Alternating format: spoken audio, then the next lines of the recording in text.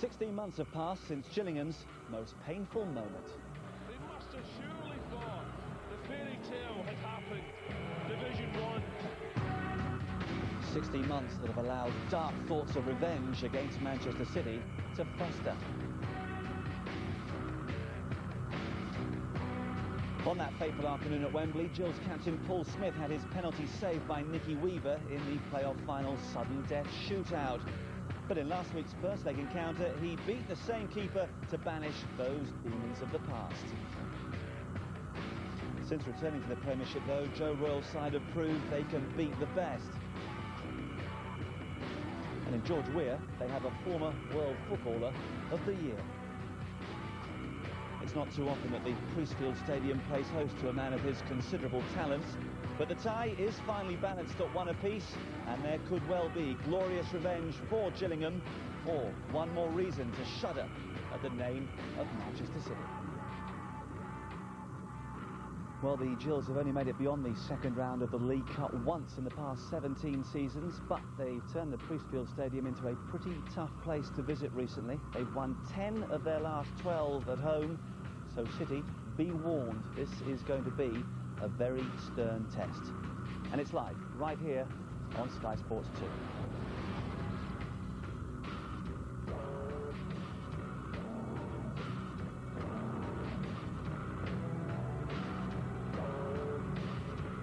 City last won the League Cup in 1976, and that remains their most recent major honour. But they know that Andy Hassenthaler will have his side fully primed for tonight's encounter. Nigel is here, and we have all the ingredients for a classic cup tie, don't we? Yeah, finely balanced, Marcus, at 1-1. And Man City not got the best away record, although they've won at Leeds this season. A fantastic win for them there. I watched them at Tottenham on Saturday. Didn't play particularly well, but I think Joe would be very happy with the point. But Gillingham at home, since that first defeat, the first game of the season against Stockport, they've gone on and won 3 of their home games. So at home, they're very, very strong. 2 notable absentees tonight. There's no Carlos Saba for Gillingham. He has Achilles trouble. And Paulo Wanchope is missing with a knee injury. Which team is going to be more affected by those injuries, do you think? Well, I think Gillingham will be with Asaba's goal threat. But Thompson will most probably come in for him. And he can score goals as well. But Wanchope is a very different player. I watched him on Saturday. You don't know what he's going to do. I don't think he knows what he's going to do half the time. But they've got George Weir there who can come in and maybe take his place. But Man City have also got, I watched on Saturday, Steve Howie came off after 20 minutes, centre-back. And I think Spencer Pryor might be missing tonight, another centre-back. So they might have problems in the heart of their defence. OK, well, of course, Gillingham took the lead in the first leg at Main Road last week. Paul Smith with the goal, which would have meant so much to him after that penalty miss in the playoff final. Yeah, and it's a good finish actually on his left foot, middle of the goal. The marking wasn't too good there, but they couldn't quite hold on to it, Marcus. And Man City it's a scrappy equaliser as well, isn't it? It is, and I think Vince Bartram, the goalkeeper, maybe should have gone that to the ball with his hands rather than his feet, and it hits. I think it's Hope on the back of the hill and falls to George there, and he slams it in the back of the net and gets Man City a draw. OK, well, this is one of 18 ties in the second round tonight. One of them is a first leg meeting. That's the game between Grimsby and Wolves. It was postponed last week because of a waterlogged pitch. But the rest are all second leg ties. Blackpool, second from bottom of the third division, could upset Norwich of the first division. 3-3 after the first leg. Charlton has come from behind against Stoke, and Ipswich 2-0 down against Millwall. Now managed, of course, by Mark McGee. Leyton Orient have their work cut out, as do Luton against Sunderland, but can Macclesfield dispose of Middlesbrough? And our last season's beaten finalist Tranmere going out there at Swindon 1-1 after the first leg. Brentford are dreaming of a major upset at White Hart Lane, and Wimbledon could be in for a very uncomfortable night against Wigan. There's one game in Division 2 tonight as well. It's Bournemouth against Wrexham. OK, let's have a word with the Gillingham player-manager. Andy Hassenthaler is now talking to Alan Bentley. Andy, after the game at Fulham, is this the ideal opportunity to bounce back in style? Yeah, definitely. Obviously, playing against Manchester City or a Premier League side as well gives us the opportunity to bounce back after that disappointing result, obviously, at Fulham. So, yeah, I mean, the quicker the game came for us, the better. And the tie is very delicately poised, isn't it, after the first leg? Yeah, I mean, we wanted to go up there and give ourselves a chance in the second leg, and we've done that. So it should be a decent game tonight. Tough game, obviously, because they're a class side. So we've got to be on our game, and if we are, it should be a good game. I think it'd be won by the odd goal, I should think, or someone doing something superb, or a mistake maybe. Do you think you'll draw on the heroics of last season's FA Cup run? Yeah, it'd be. I mean, we've got fantastic support here, and we've had a great run last year, and they was very important to us. So let's hope we can do that again this year. We had decent results against Bradford and Sheffield Wednesday. Now playing Man City tonight, so it'd be nice to actually beat them and get into the next round. I suppose it's inevitable when these two sides meet that we'll always remember that playoff final at Wembley, Andy, I'm afraid to say. Yeah, that's right. I mean, you speak to any supporter, they always mention the game. And two supporters have, gradually got a decent relationship with each other. I think they was really pleased that we actually went up last year. And Joe's done a fantastic job for Man City. He's got them in the Premier League, and they're holding their own very nicely. Thanks a lot, Andy. Cheers. Well, he seems to be settling in very well, doesn't he, as a player-manager. Only the 5th meeting ever between the two sides, only the 2nd at the Priestfield. The first came in March '99. Division 2 game. City won it 2-0 with goals from Terry Cook and Kevin Horlock. And as far as the odds are concerned, well, the bookies are going with City, 11-8 on. Gillingham are evens. So no Carl Asaba, which means that Andy Thompson could well be the Gills star man tonight.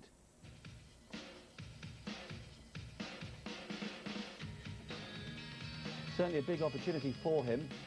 29 years of age now, his first start in 8 games, more than 150 career goals, but certainly he'll feel that he's been on the periphery this season, Nigel. This season, yes, Marcus, he's come on as sub in the last 5 games for them, but he is a goal threat, as we saw at Wembley when they got promotion. He scored the winning goal here against Wigan. Yeah, he did very well, and it's a fantastic header. Good ball in, gets across his man and flicks it into the far corner. And that's his threat coming on as a sub, but he's got a great chance starting the game tonight. I think he's more of an intelligent player, holding the ball, bringing other players in. He can play in the 18-yard box, but they miss Asaba's pace and his strength really tonight. But this lad, Andy Thompson, he can still put the ball in the back of the net, and that's what they need.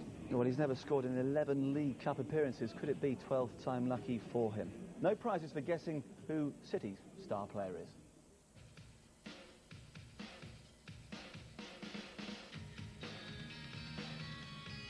Signed, of course, on a free from AC Milan during the summer. He's 33 now, 2 goals this season. World and European Footballer of the Year, African Player of the Century, honours galore. How's he fitting in? Well, he came on his sub on Saturday. I watched him warming up. The crowd love him, and when he came on, he looked very, very bright. But I think George at 33 now maybe can't play 2 games a week. I think he can play one game a week, and that's what Joe's looked at and said, well, I'll chop and change and put him on his sub. But he's always likely to put the ball in the back of the net. He's got a fantastic scoring record, but he's got great strength and awareness, quick feet.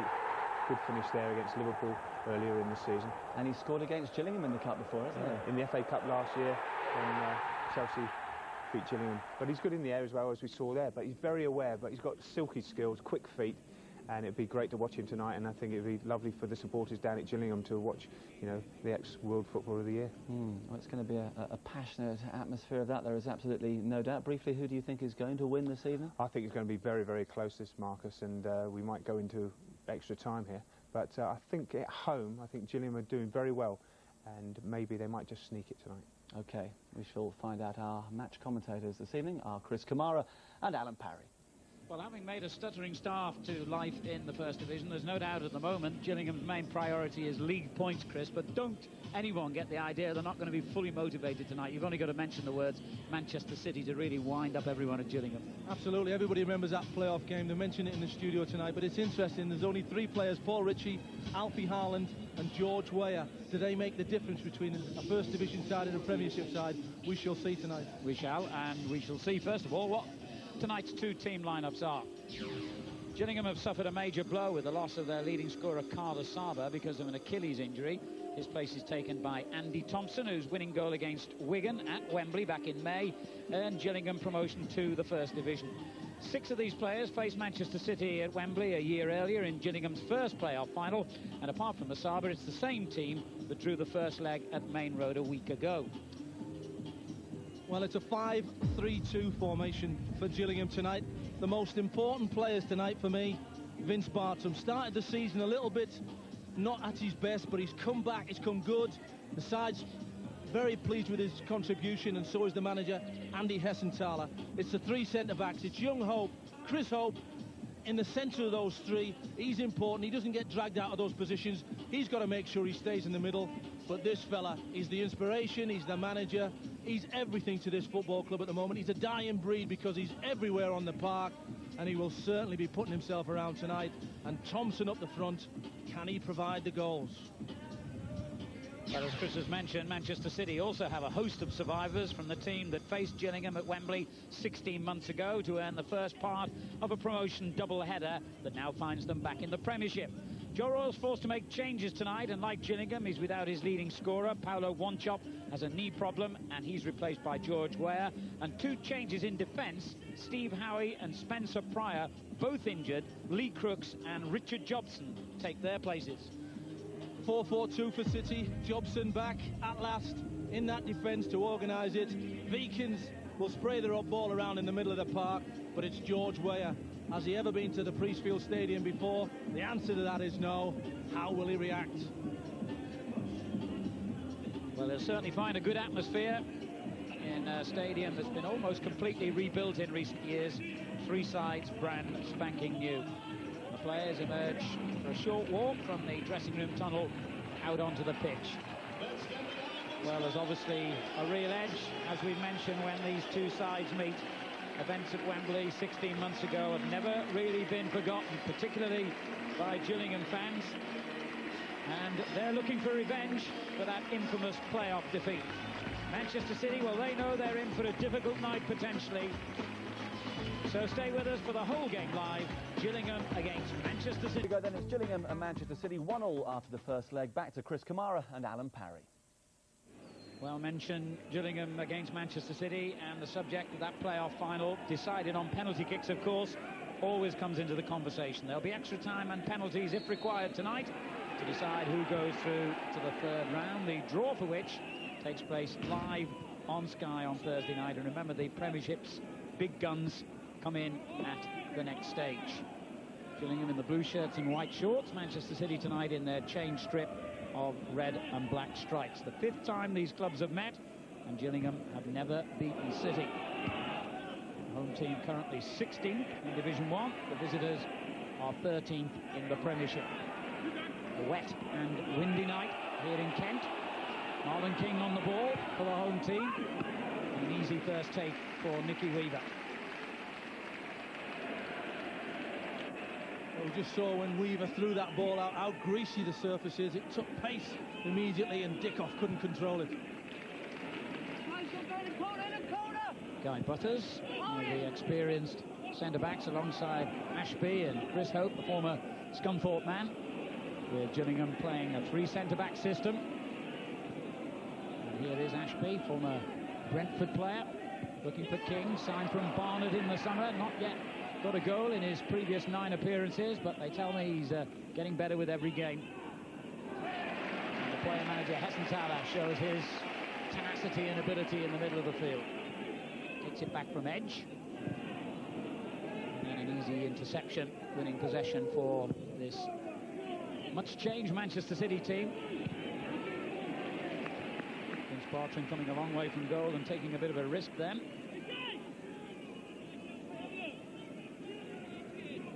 Crowd of around 10,000 inside the Priestfield Stadium tonight. Boos for Paul Dickoff, who's remembered, of course, as the man who ruined that dream for Gillingham fans. We'll come back to that, because there could well have been a very early goal there. Whitley getting into space, and he certainly beat Bartram, but couldn't find the net. Well, it's the vision and skill of Weah. Look at that back heel into Jeff Whitley's path. He struck it well, but it goes wide, really cruising past that near post. He had an excellent game in the live Sky Premiership match recently against Middlesbrough. Whitley, who's played in the last half a dozen games, and combining well then with the former, well, one of the greatest players in Europe in George Weah, who was observed saying a little prayer to a higher authority just before the kick-off. Gillingham do have a good home record, but that's perhaps taking things a bit far.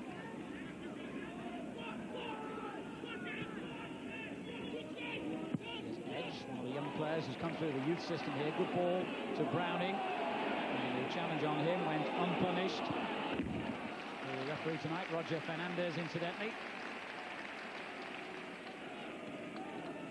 Browning again for Gillingham. And here's King. Quick, lively.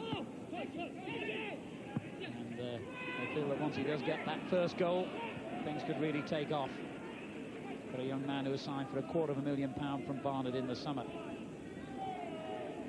Yeah, Andy was saying he needs a goal. Needs a goal, needs to get that confidence and belief in himself at this level.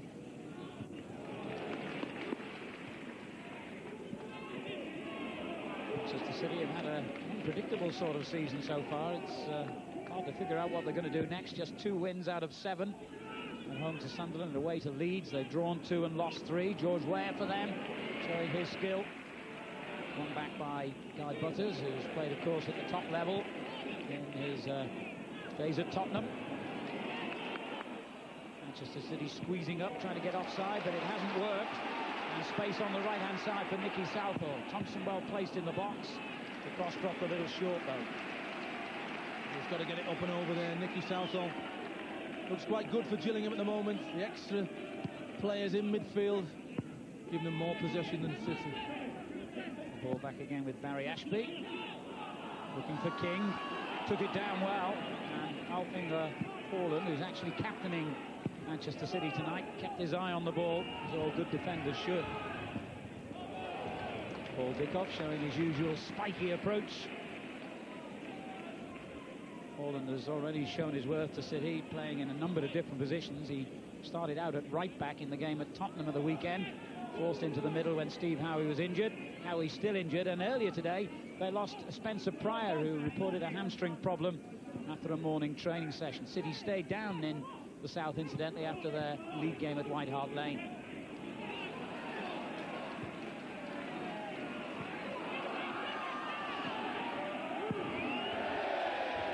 Well, not the most convincing clearance by Nicky Weaver. Well, to be fair to him, he took charge of the situation. It was always going to be the goalkeeper's ball. Of course, it was Weaver's heroics from the penalty spot that really did win that playoff final that we keep referring to. King has found a way through brilliantly, and a great ball across. That was so tempting. And Marcus Browning almost on the end of it at the far post. Well, it's such a quality ball. It catches Browning by surprise. He gets a little bit of luck through the legs there, just round the outside of Richard Jobson, but then plays it into that area. Jobson doesn't gamble to get across that near post. Lee Crooks knocking it behind for the first corner of the game. And a useful 1-2 towards Ashby. And through the crowd of players, Browning's shot went wide. He'll be disappointed, Marcus Browning, because he's made good contact with this ball. It's bouncing in and around. Paul Smith's in there. It's cleared out by Crooks, straight to the feet of Browning, and you just think, wait for the back of the net to bulge, but his technique's not quite right, and wide it goes. Still looking for his first goal for Gillingham, Marcus Browning. Offside decision there against Andy Thompson. Browning hasn't scored, in fact, for 3 years now, since he got a goal for his previous club, Bristol Rovers. Well, he was unlucky. He came here from Huddersfield, had quite a few injury problems when he first came, and he's only just getting back to full fitness. Huge kick there, and kick off almost on the end of things. Piatto had moved in from the left flank to threaten as well for City. Well, he's gambled on his goalkeeper being alive there, Barry Ashby. Back header in that situation. Bartram did him well. Escantala helping it on again to King. And the player manager takes over. Edge forced to go back to midfield. Browning showing good awareness of where the danger was coming from. Ashby finds Hessenthaler again. Edge is still out there on the left. But City have given it away. Hessenthaler, King and Thompson both well placed in the box. Leaves it to Edge to make the cross. In goes Browning yet again. Here's Southall, who can hit the ball. Scored some spectacular goals over the years. Well, it's good play. Those extra bodies they've got in the middle of the park is ensuring that everything that bounces down in there, there's a Gillingham player on it, and the man behind it once again, Andy Hessenthaler. Good start by the First Division team.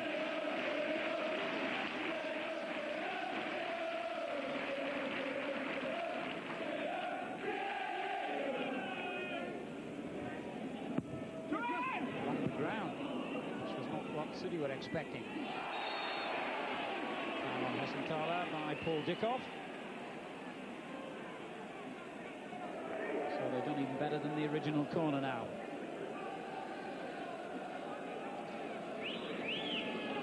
Tall, physically strong side. And there's proof, if you like. Tremendous header from Guy Butters, just wide. Yeah, it's a good climb, but it's a decent ball once again from Hessenthaler. He's up above everybody else. He can't direct it on target. Scored a couple of goals already this season, Guy Butters, and has started the last 60 consecutive games, would you believe? What a record.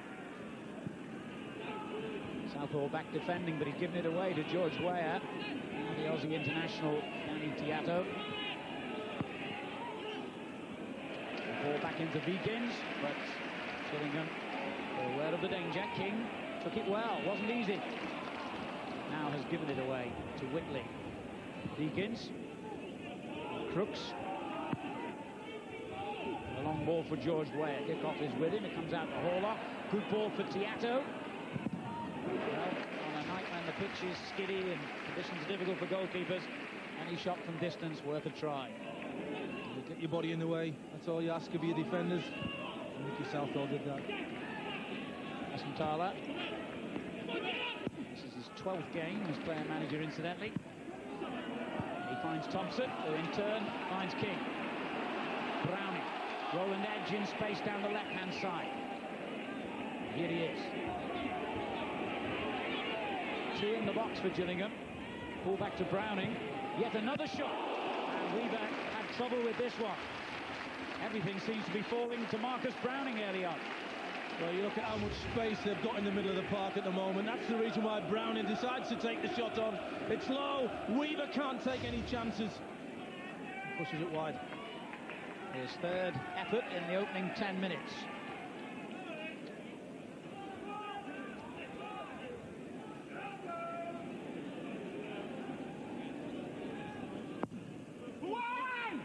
Butters getting up high again. Cleared only as far as Ashby. Back into the crowd. Turned forward by Butters. Could have gone anywhere. And neatly retained by Southall. Here's Edge. Gillingham making most of the early running here. Thompson loses it this time to Howland. Yeah, 65% of the possession to Gillingham, 35 to Manchester City, but mostly in the middle of the park. As Dickoff suddenly found a way through. Sorry, Chris, it was just that one simple ball that almost exposed Gillingham then.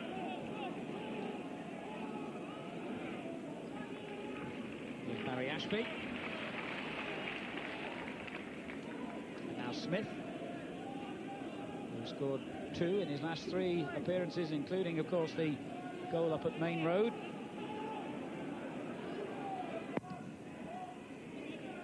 Took Manchester City to the 83rd minute to equalise through George Weah. Long ball by Butters is a good one. Whitley defended well, but Hessenthaler's found some room for the cross. Did well. Edge. Well, he was hoping for a free kick, but it never came. Lee Crooks gets it away. Again, only as far as Butters. Browning brushed aside. Weah. Tiato making room down the left and in a great position here. Tiato. Well, it looked odds on a goal and it could be still yet. George Weah. Well, despite all their airy pressure, Chris, Gillingham almost conceded. Yeah, once again, the timing and the quality of the pass from Weah. Straight into the path of Danny Tiato. Goalkeeper comes out, Vince Barton shifts it round him well. It's not going in the net. Ashby can't leave it. Eventually, Weah loses the opportunity to Butters. Eakins looking again for George Weah.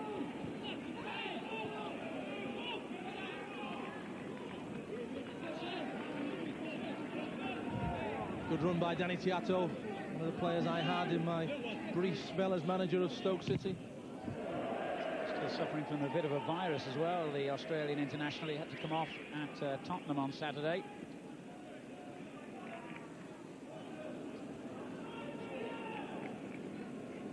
Royal, watching from the director's box, had a winner's medal as a Manchester City player back in the 1970s, 1974, and Manchester City haven't won a trophy since then.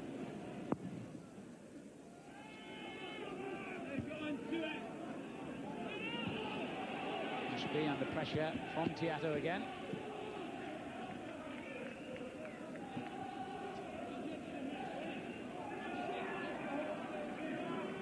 City, who kept a clean sheet for the first time this season on Saturday at Tottenham. In fact, their games have been full of goals. They've averaged over 3 goals a game in their matches so far this season. Deakins for them. The Dutchman finds George Weah, dispossessed by Smith. Whitley with a long-range effort. Good try.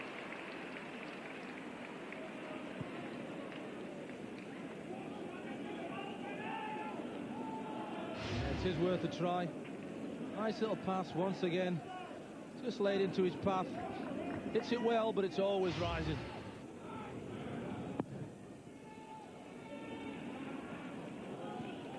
King with the touch on to Thompson. Brooks got it back safely to Weaver. Very strong, gusty wind inside the stadium tonight, making judgment of the high ball difficult for both sides. Foul there by Weah.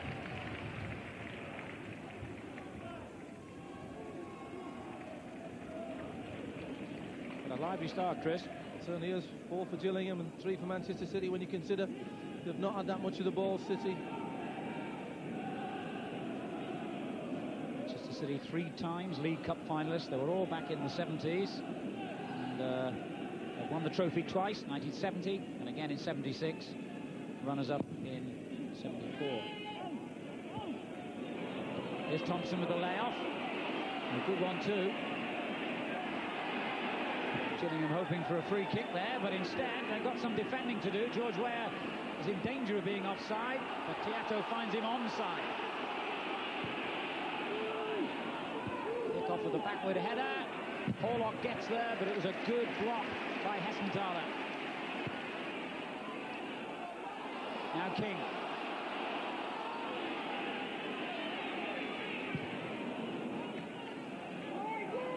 Browning. And Edge. Well, City's more direct tactics have almost paid off.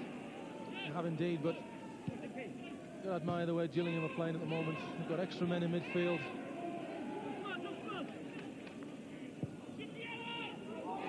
And that's turned out to be a useful ball. Weaver had to get there very quickly. Marlon King the threat. Sure whether he really believed he could have got that, Marlon King. Here's Weah. Typical mesmerising run from him. He was nudged off it by Ashby, but doesn't get the free kick. King winning it back. Hessenthaler loses it. Horlock straight through to Bartram. Well, they've closed it down already. Deakins, Whitley and Horlock have pushed on Smith, Browning and Hessenthaler in that middle of the park. Obviously he's trying to stop the flow.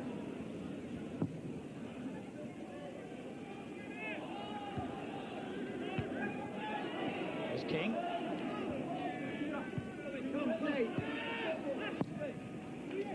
Ashby with a long ball, almost found Browning in a good position again.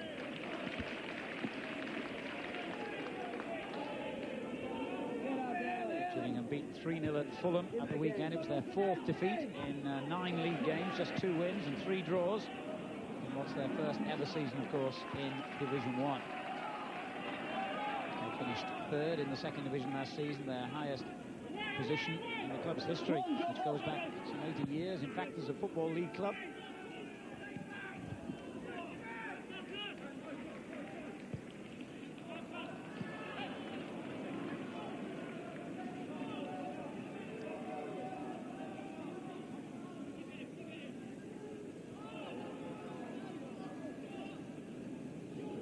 This is Alfie Haaland. Gets it back from the Dutchman Wiekens.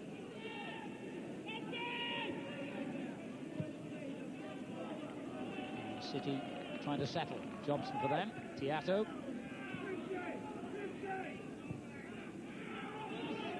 Jobson finding Lee Crooks.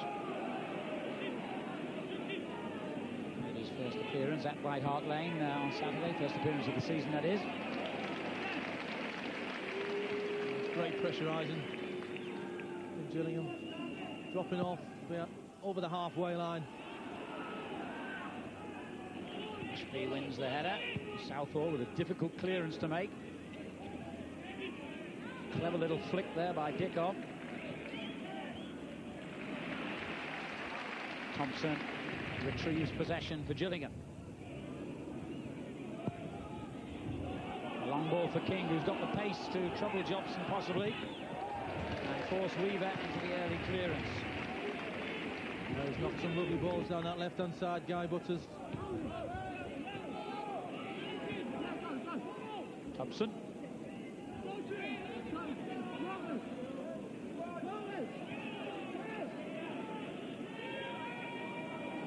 Well, they've got all 11 men behind the ball here, Manchester City.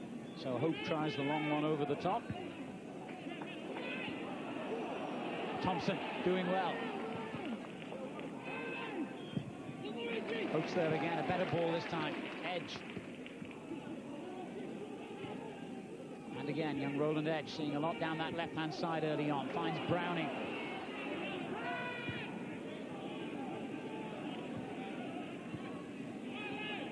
This is Wiekens. Tiato's made an excellent run and he's picked him out. Southall got across to clear. Yeah, it's a good job he did get across there, Nicky Southall, because it's Nicky who's dropped in the first place, which allowed Tiato to be onside.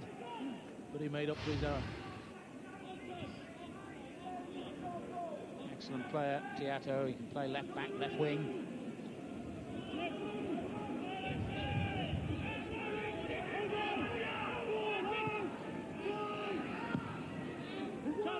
Turned out to be a useful centre in the end, and Tiato knew nothing about it, hitting him on the head. And almost took out the cameraman in his efforts to get the cross in.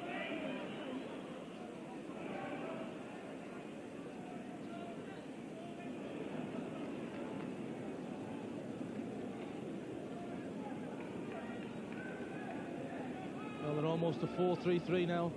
Manchester City. Tiato's pushing up on this left-hand side. Obviously changing it to try and get themselves back into this game. Ware finding Tiato. Disappointing ball. Gillingham, remember, with that precious away goal. And if required, there will be extra time and penalties to decide the outcome tonight. And remember, the likes of Manchester United, Arsenal, Liverpool, Chelsea, indeed all the clubs involved in Europe, plus Aston Villa, who've got a bye through this round, all go into the hat for that draw on Thursday evening.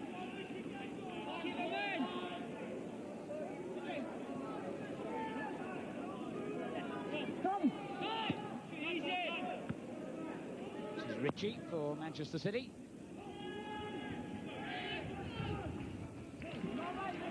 Now Ashby.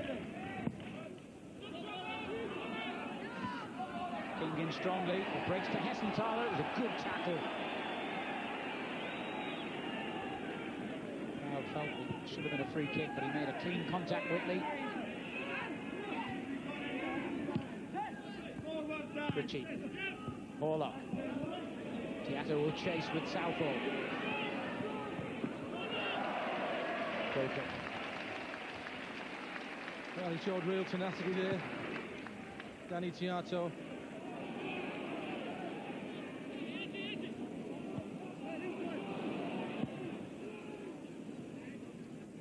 King hustled out a bit, but to his relief and Gillingham's, with the judge to have committed a foul.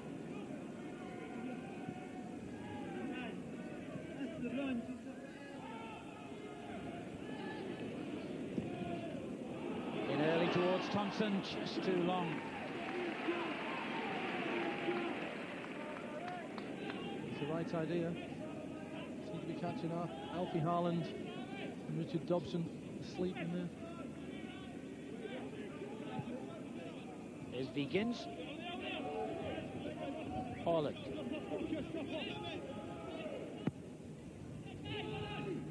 Finds Weah, but Guy Butters won the header.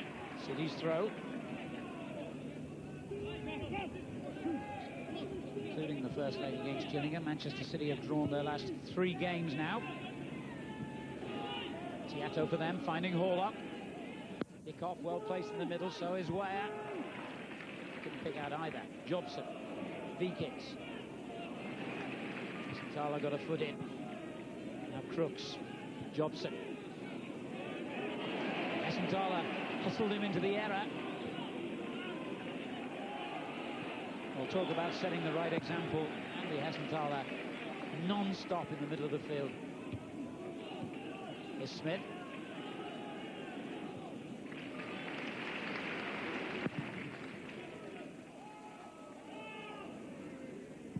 Again, the ball holding up in the wind, but it's done a favour for Gillingham. Thompson picking out Hessenthaler.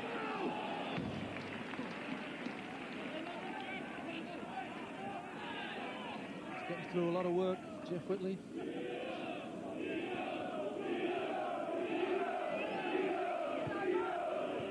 He's the one being detailed to pick up Hessenthaler. Strange throw by Southall. He's presented it right back to City. And a terrible ball by Vikins.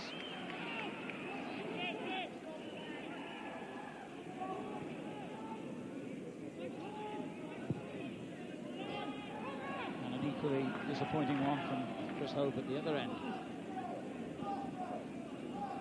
They're starting to pass it around a bit more. City certainly a lot more possession from them now, trying to work some openings. It's 43% to Manchester City now, so they are beginning to take charge. Here's Ritchie. Kickoff's layoff. He wanted it played straight back by Tiato. That was the intention, but the ball was wrong and Ashby wins it back.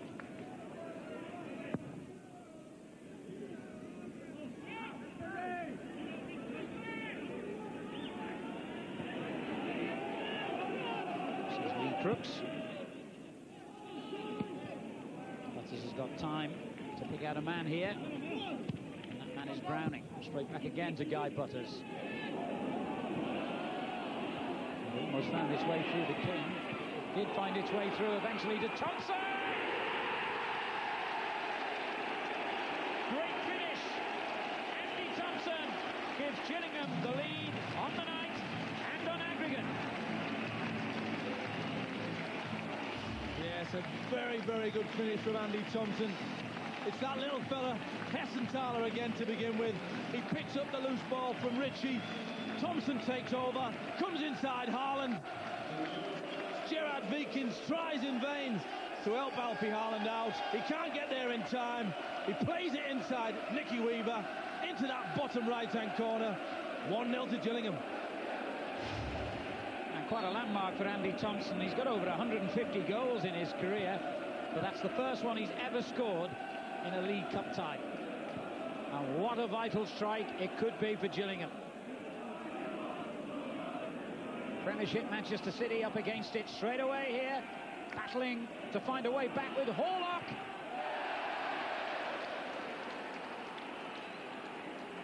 Oh, that's a chance. It's a real good chance. It sits up beautifully for Kevin Horlock. He's got a sweet left foot, but this time it's the outside of the left foot and over. Look at this movement of Thompson inside Alfie Harland, in the near post of Nicky Weaver. Good finish. One of those players who's always done well in his career, mainly in the lower divisions, Southend, Oxford, here at Gillingham. A lot of games, a lot of goals, and wouldn't have been playing tonight, more than likely, if Carlos Saba had been fit. It's his 3rd goal of the season, though. And it makes City's job very difficult now.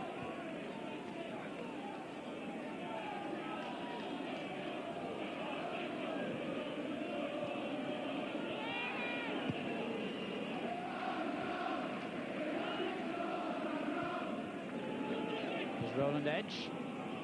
Giving away. Horlock finding Weah. Looking for Dickoff. Edge is there to win it back. Dickoff fights in again. And finds George Weah with an excellent ball. Bartram did well.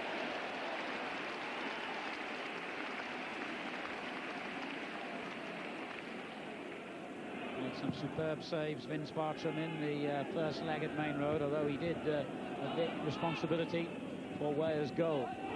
Oh, poor ball there, almost presented Thompson with another opening. City looking a bit shaky. Yeah, they've just lost it a little bit.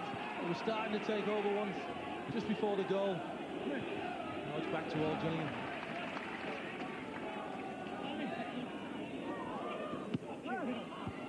Southall couldn't find Hessenthaler. Whitley's clearance. Straight back in by Ashby. He's there again. Tiato looks for Dickoff. Important header for Guy Butters to win. Typical Dickoff, but he went up against a much bigger man and almost beat him in the air. Great attitude, Paul Dickoff. What a ball that was by Browning as well. There's Whitley. And Hope. And that's something they've got in abundance now, Gillingham. Terrific position they're in. The away goal in their favour and a 2-1 lead on aggregate. Well, Paul Ritchie will wonder why he didn't head this ball a lot harder and wider, but he heads it straight to Andy Hessenthaler. Hessenthaler, clever, sees the run of Thompson. Thompson does the rest. Good goal. It is Ritchie, the former Glasgow Rangers player, though he never got to actually appear for them before City signed him. Here's George Weah. Good strike, good save.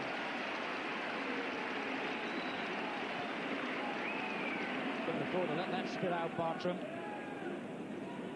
Well, he's got quality and he's got real power in those boots. Hope doesn't get across in time, but Bartram took it comfortably.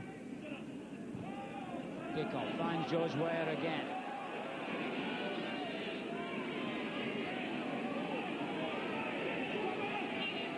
Right to Crooks to get forward on the right, then changes his mind but wins the throw. Well, he's had a good start, George Weah. His vision has been good, his contribution has been good, but just in that instant, a few of the City players are looking at him, thinking he should have passed. Weah on the ball again.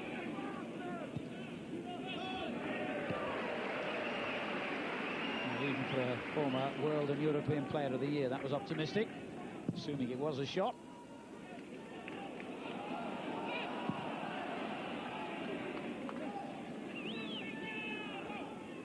Well, it's a difficult one for him. Yeah, it really is.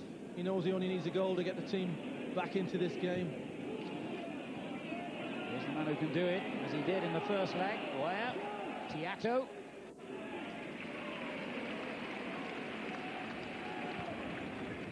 It's not as if he doesn't have the ammunition, that's for sure. Manchester City were knocked out at this stage of last season's League Cup by Southampton, and in fact they haven't reached the third round for the last 5 years now. Here's Browning for Gillingham. And the goal scorer Thompson finds the boss. Hessenthaler there again. Whitley nips in. Edge did well, but it's fallen kindly for City. Dickoff powering on. Weah gets it back to the little Scot. Tiato's cross. Butters with the clearance. Comes out to Beekins. Tiato offside.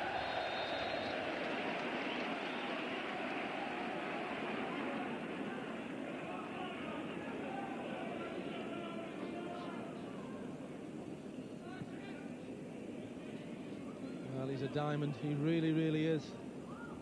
Dying breed, I said before, of players who just go out on that pitch and give everything they've got. His quality's not bad either.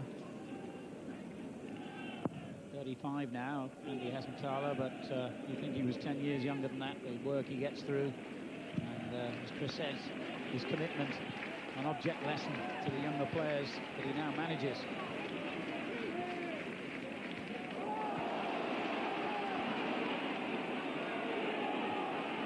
edge to get his cross in. Jobson gets it clear. Holland has given it away. Hessenthaler's there again. Uncomfortable night so far for the Premiership team. Whitley. Here's Tiato. Did well to pick out his man. Dickoff. And George Weah still keeps the ball in play.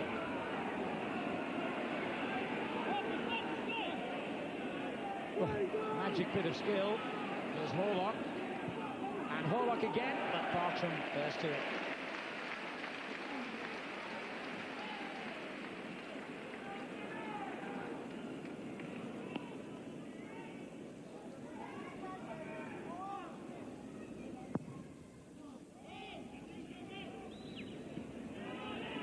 King doing really well. He's impressed.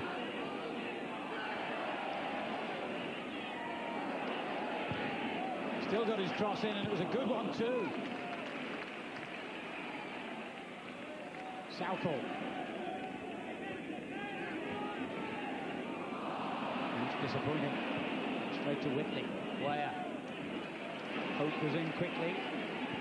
Now Browning. Just looking down to the touchline. Manchester City are apparently going to make a change even at this early stage. Mark Kennedy is getting ready to come on for them.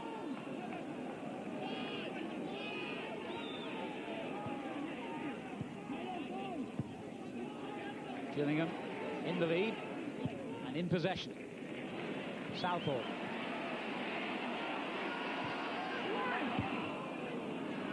Jobson got it away. Only as far as Browning.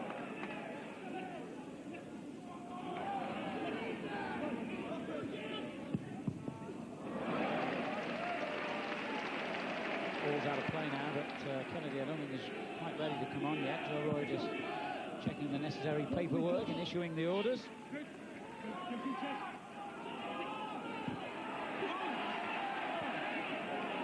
King again showing his good control. Comes out to Hessenthaler. Smith.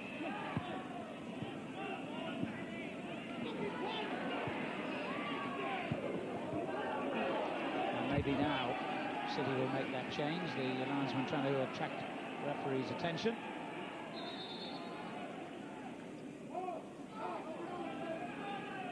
Looks like Paul Ritchie is coming off, so presumably Tiato will revert to left back with Kennedy coming on down the left. Has to be tactical, Alan. It really, really does, because he's normally a centre-back or a right-sided player. He's been accommodated in the side tonight on that left side. He's changed it. Tiato back there and Kennedy down this left wing. Kennedy, the Republic international, who actually started the first 7 games of the season anyway, but has been on the bench for the last couple.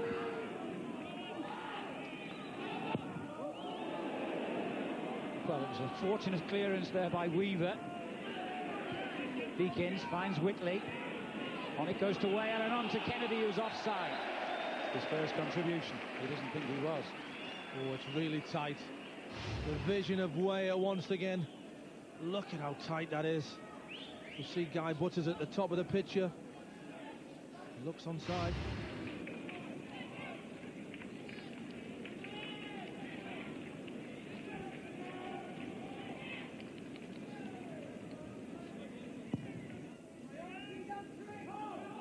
Thompson, there was a little nudge.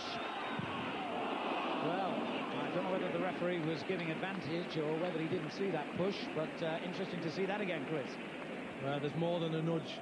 Richard Jobson allows this ball to go right inside the box, and there he is. He holds Andy Thompson. Referee's right on the spot and doesn't pick it up. Richard Jobson misjudged it completely. Thompson then just had a lash at it when it came inside the box.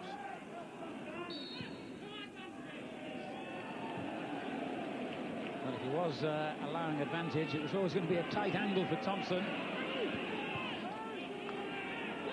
Here's Dickoff, corner. Paul Dickoff, whose goal, of course, started the comeback and finished it off in style when Manchester City and Gillingham met in that playoff final. Very late equaliser that led to the penalty drama.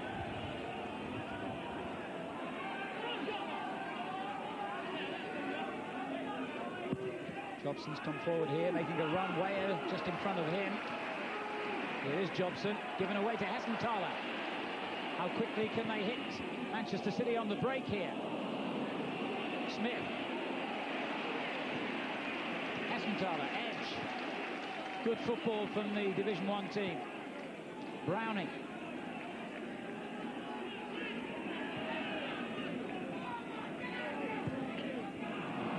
And finally, Ashby lets them down with a bad ball.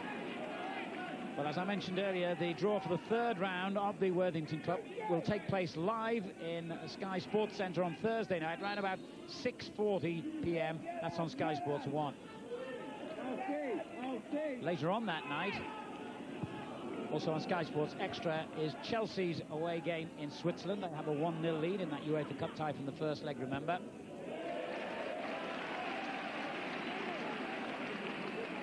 And our nationwide Division 3 offering on Friday night, Kidderminster against Blackpool. Kidderminster, the league's newest club, with their first live offering for us. That starts at 7. King doing well, finding Ashby. Hope. What a good ball that was. Which has rather wasted it, giving it straight to Crooks. Hope miscontrols it, pick off going in with typical determination.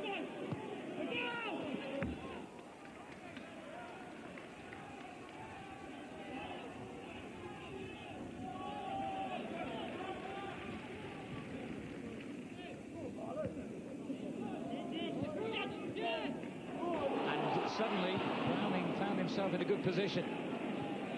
He's made some excellent runs tonight, as Marcus Browning. He was nudged over there, free kick.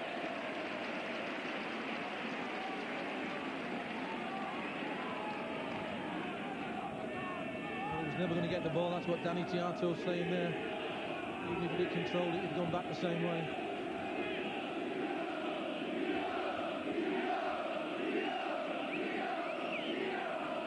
Hessenthaler takes it quickly, and it's a good ball. Well, it could easily have produced a second Gillingham goal. It was a well-worked set piece. Thompson, the goal scorer, got the final touch, and an injury to Ashby momentarily. He's always alive, Hessenthaler, isn't he? He knows that he's on his way, Andy Thompson, already, and it's a decent ball. He just needs to glance it. He gets too much on it.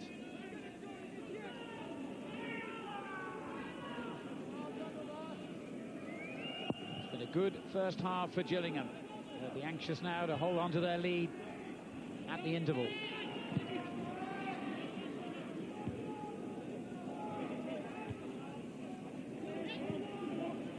Warlock's header was dangerous. Hessenthaler takes over, but Tiato defended well. Kennedy.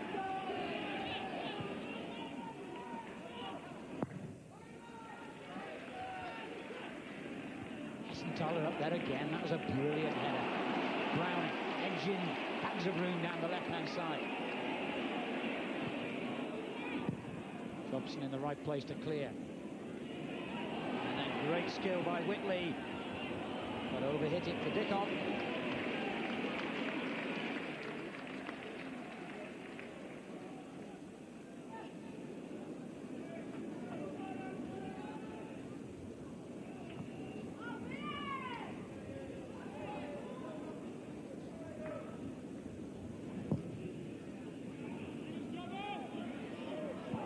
Thompson alive again to the possibilities. Holland did well. Crooks in a difficult position. Edge wouldn't let him out.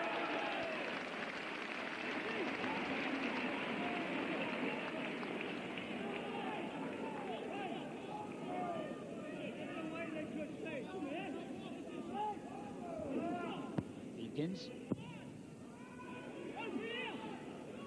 Where just seemed to lose that in the lights, but it didn't stop his excellent control. Kennedy, Hope gets it away, finds King. Oh, well defended by Alfie Holland. Kennedy.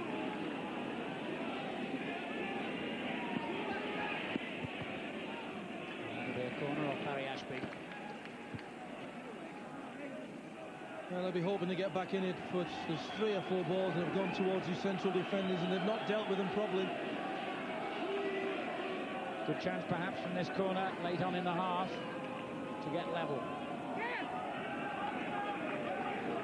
Hastings jumping up and down in front of the goalkeeper. Jobson beaten to it. Asantala gets it clear. Whitley will pump it back in again. It's better than that. He picked out Kennedy. Tremendous ball back in and well defended once more by Gillingham. Asantala now. This is Alfie Haaland. Jobson still forward. Hope's clearance. Horlock. And this is Lee Crooks for Manchester City. Kennedy now.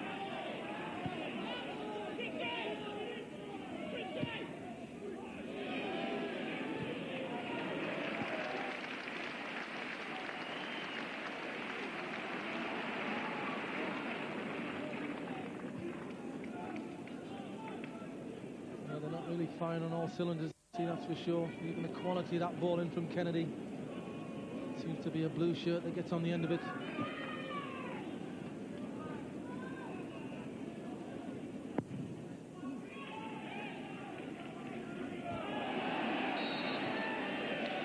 Good shout from the home fans. I'm sure that didn't influence the referee. He was going to give a free kick anyway. Haaland's foul on King.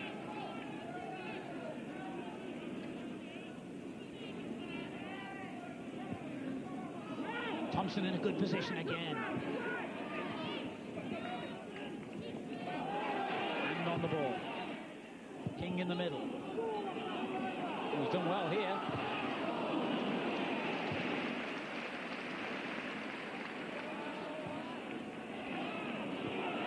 Kennedy now for Manchester City. There's only going to be a minute of stoppage time to be added.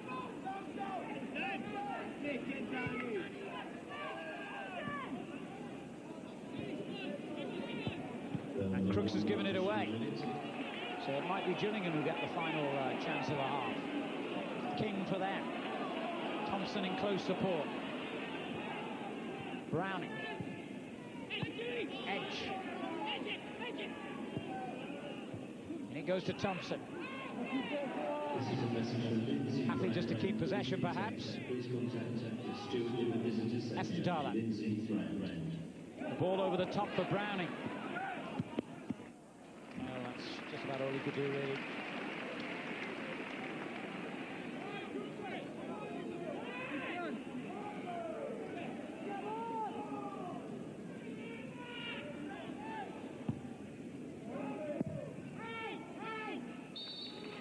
The end of an excellent first half for Gillingham. I'm sure they'd have been happy to go in at 0-0. The fact that they've got a goal is a real bonus. Andy Thompson, the man who got it, a very good goal it was.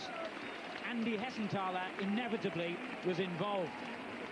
The player manager alert, quick to see the opening, the little flick through to Thompson, who did brilliantly to turn inside the defenders, and the finish is what we've really come to expect from this excellent striker. Great position now then for the First Division team. They lead 1-0 on the night and 2-1 on aggregate. Now coming up on Friday night, Third Division football for you, the Kidderminster Harriers in their first season of league football, of course, against struggling Blackpool. It's from 7 o'clock on Sky Sports 2.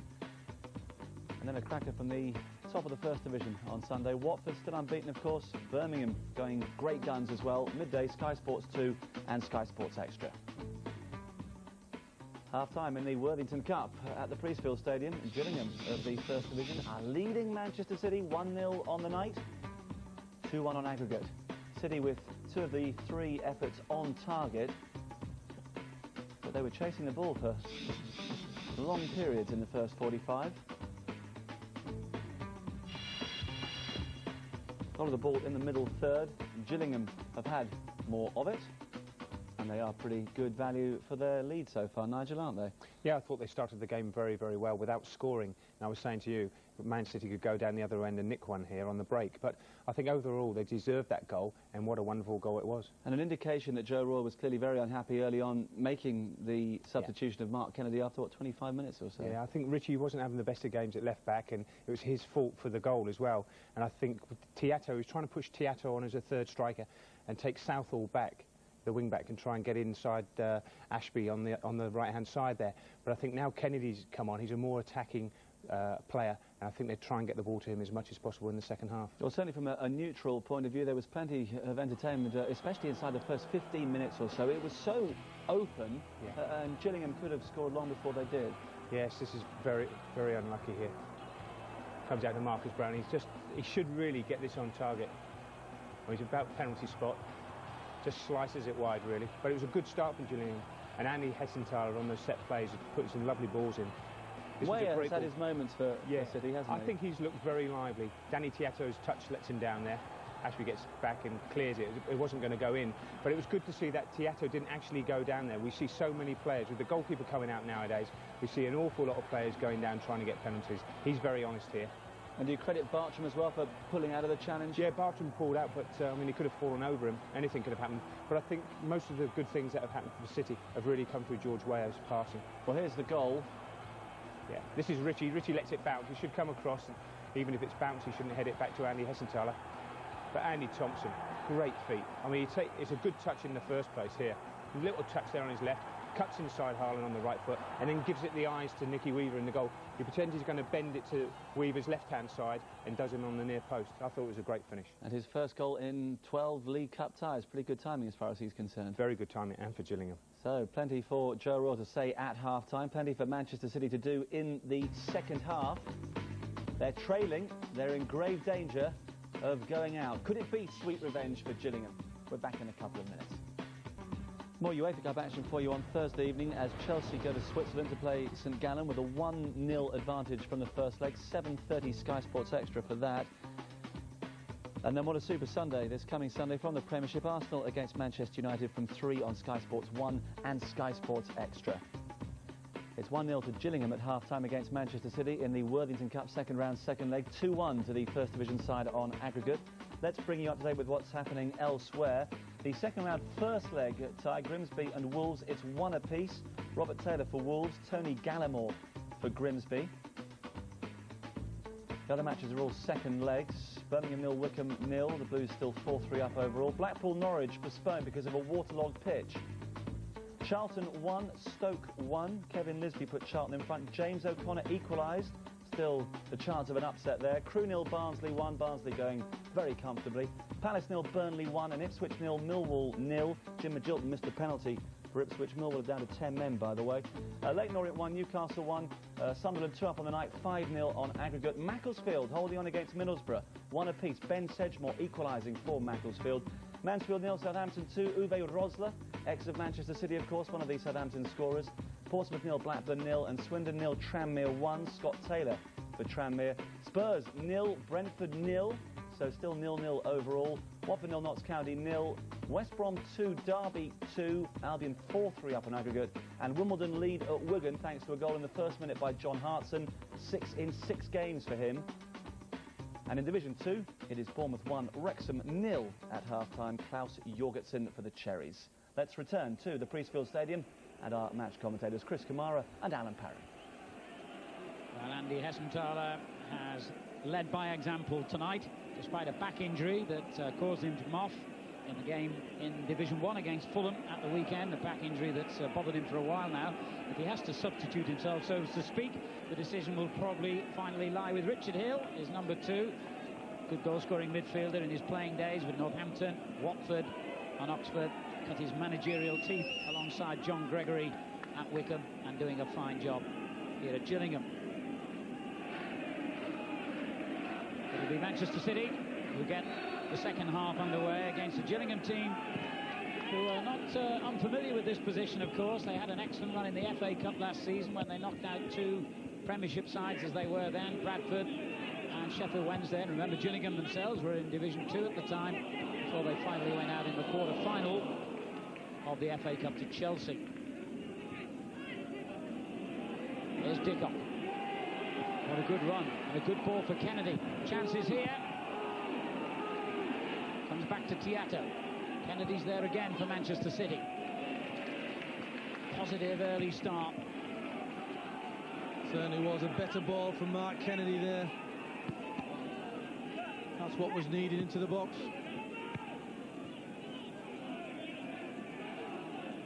Alfie Holden, captaining City. Dickoff almost got there. Chris Hope's clearance. Now Horlock. And Kennedy in a dangerous position again. It's a good ball in, and Guy Butters did well. Back in it comes. Oh, that was close. Typically alert thinking by Paul Dickoff. Oh, it's a great effort, this. He's back to goal. He knows where the goalposts are. He decides to flick it towards goal. Gets it. Good contact on the ball, but it just strips wide. Well, it looks as though Joe's had a few words to say at half-time, Chris. Yeah, it really does. They're so much more sharper than they were. They seem to be slow, laborious to get them into their stride in the first half. Now it's quicker and sharper, passing the ball so much quicker. Kick off there again. He was hauled back by Smith. And they've gone on with it quickly. Tiato. This route down the left again to Kennedy. Got round Southall. Corner. Well, you know, if that fella's on song, he will cause lots of problems. Richard Jobson's come forward, edge of the box, just out of the picture at the moment. Now making his run. He didn't need to bother because George Ware got there first. And the man who equalised at Main Road a week ago has done it again for Manchester City. Well done, George Ware, but there must have been a call from the goalkeeper because Guy Butters, who was marking him, doesn't even decide to head this ball. It's a good corner in from Kennedy. There he comes across. Guy Butters just more or less leaves it. He must have had a shout from his goalkeeper. Ware got across the front of him. Flicks the glancing header into the corner. Referee Vince Bartram looking towards the referee, claiming it was a foul. And it was good play from City. Third goal in 8 games for the Liberian international. And we're back at all level again on the night and on aggregate. Well, you could tell by the manner in which Manchester City started this second half that the manager had had words to say at half-time, and the players had responded to those words. A goal within the first 3 minutes. Here's George Ware. Now Whitley. Lay off by Horlock. Lovely turn by Paul Dickoff. He'll be more than happy to get a corner. Came off Southall. Well, it's a different game now. Whereas it looked as if Gillingham had men over in the first half, especially in midfield. It already looks as if City have got a spare man. Well, they'll know where the danger's likely to come from. George Ware's gone to the opposite post this time. He's scored his goal a moment ago from the near post. Lee Crooks has gone into that area at the moment, and Paul Dickoff there too. It's Ware who came to meet it on that near post once again. Better defending this time from Gillingham. Tiato. Good ball, Kennedy. Lining up for the cross here, he tried the shot, and it didn't seem from our angle too far away. It's gone for a corner, in fact. Well, it's either got a deflection or Bartram's made a good save. But look at him, he's made such a difference in this second half, Kennedy. It gets a deflection off the knee of Chris Hope. It's a decent strike. Meanwhile, on the halfway line, Manchester City have made what I believe to be an enforced change. Alfinger Haaland has had to come off, he's limping, and he's been replaced by Ian Bishop, a midfield player. So having lost 2 centre-halves in Howie and Pryor before the match, they've now lost another one in Haaland during it. It's a knee problem, I gather. Well, I think Gerard Vikens will go back there. There's another excellent corner from Kennedy, keeps the pressure on Gillingham.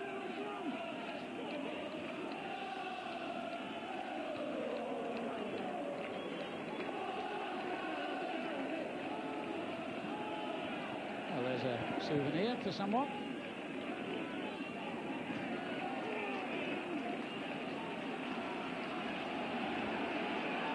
I think he'd just scored the goal, wouldn't you? There's a happy man.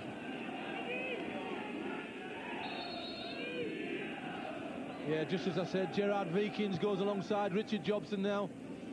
And Ian Bishop, what a quality player he's been over the years. He'll just slot into Vikins' position in midfield. And of course, no problem for Vikins going in at the back. He's played there many, many times. Boyer. Dickoff. This is much more like Manchester City. Except until that moment anyway, I put the curse on him, didn't I? Well, he wasn't really set there, George Weah. He'd made up his mind before he got the ball that he was going to shoot there. But this is the way he's got City back into the goal. Look at the run he's made across the near post. They could only stand and watch the movement. The glancing header. What a goal. Joe Royle intended using him sparingly, and that tactic is paying off. He started tonight, of course, because Paulo Wanchope was injured. He's delivered another goal. What a difference this is in Manchester City's play. Here's Dickoff. That was a good effort, saved by Vince Bartram. Yeah, he did well. Little deflection once again from Chris Hope. Well, Thompson has suddenly got in behind Vikins here and misjudged the flight of the ball. Edge. Essenthaler onside.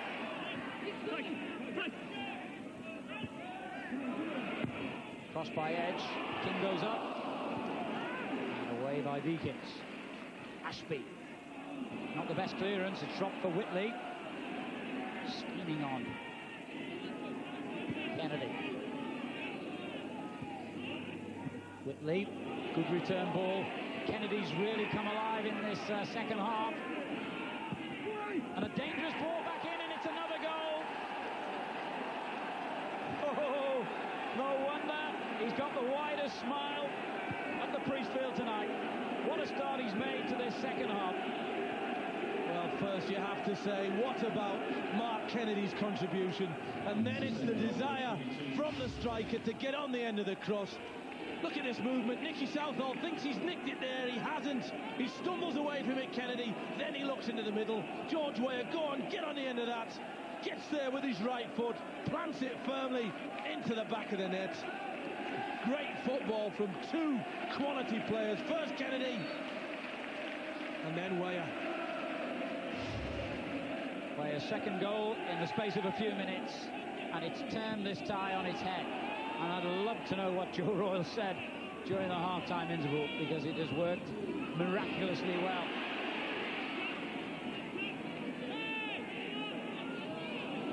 King for Gillingham. Smith. Ashby with the up and under. Smith with a long-range effort. That wasn't too bad, but never going to find the net.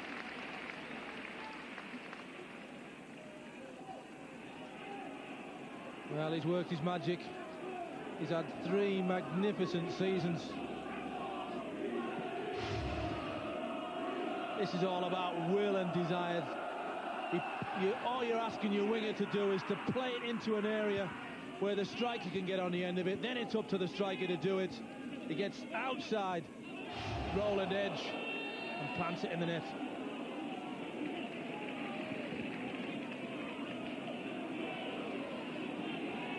And Gillingham, from being in a strong position, are chasing the game.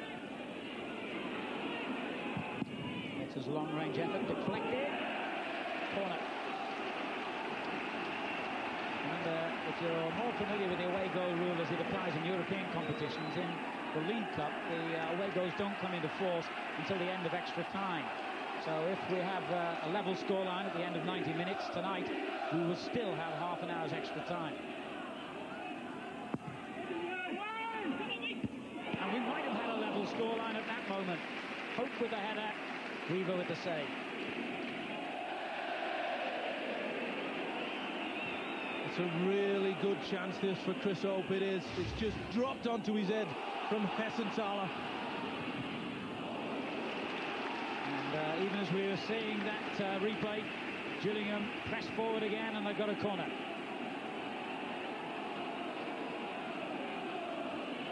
Good response by the First Division team.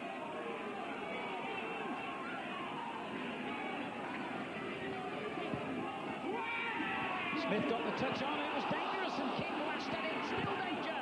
And I think it was Whitley in there who finally got it away. Southall keeps the pressure on. Essenthaler.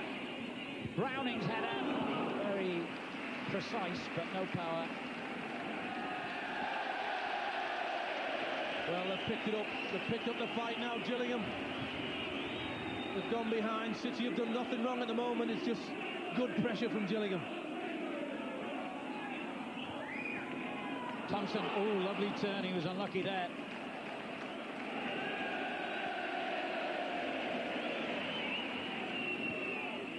There's Bishop. First touch, I think, since he came on as a substitute. Great passer of the ball. He'll calm things down.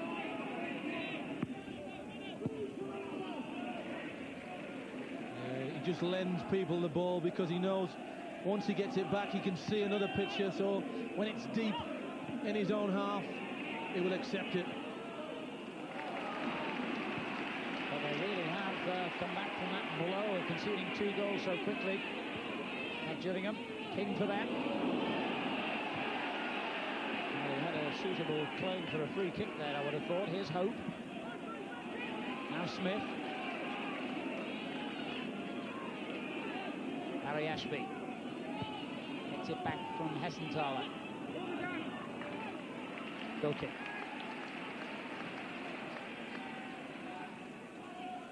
Well, he'll be disappointed. 10 minutes.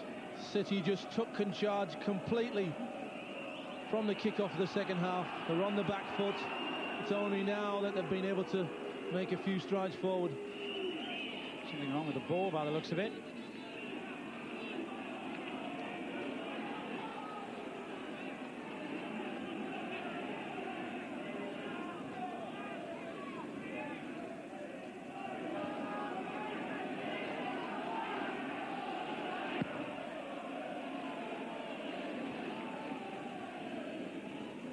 For Manchester City, they now lead 2-1. Good header by Bishop. It's Kennedy. Again, get him out of sight of goal.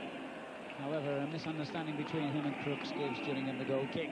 Oh, he's a clever player. He really is. He's tried to shove that one down the side for Crooks. Crooks is waiting for it to his feet.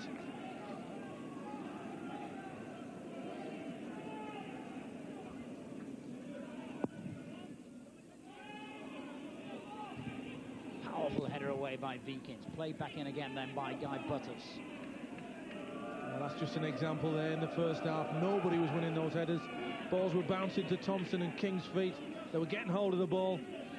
The second half, powerful at the back from City.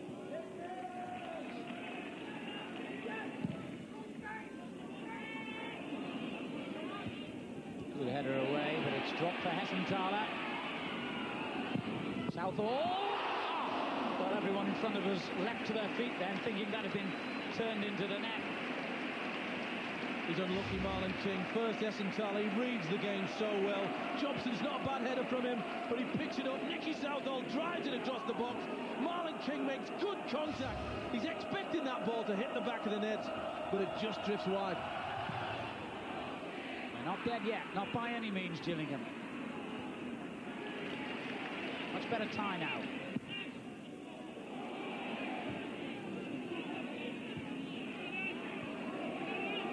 12 attempts at goal from each. 6 on target for City, 3 for Gillingham.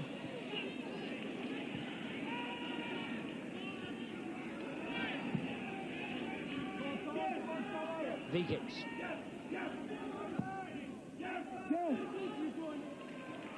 It's disappointing. City can ill afford to give possession away so cheaply at the moment, with Gillingham having got up ahead of steam. Hope for that. More ways than one. Edge. There's Whitley now. Oh, important challenge by Jobson. Very important. He's picked up in the second half, Richard Jobson. Maybe needed that first 45 minutes to bed in, but now he's more his command himself, alongside Richard Veekins in there. He's making interceptions and winning headers. cleared by Roland Edge. Whitley pumps it back in, no problem for Bartram.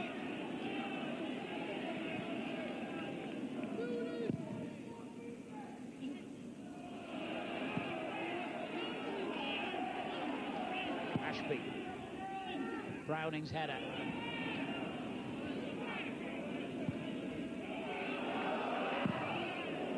Not the best clearance from Weaver. He's had luck again, though. George Weah. Oh, what a ball. Perfect. Kennedy.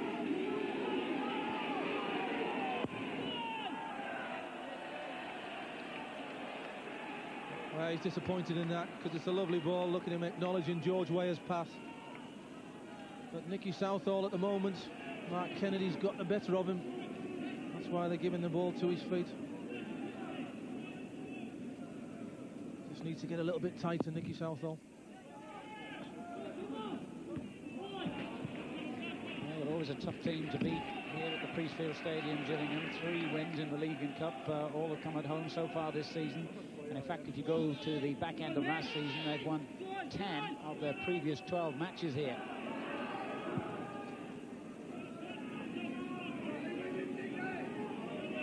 There's Tiato. Good ball, Whitley. Dickoff strong in possession. Couldn't quite produce the through ball for Weah, who's on a hat-trick now. Esmenthaler. Is King. Browning. Continue to play good football, though, Gillingham.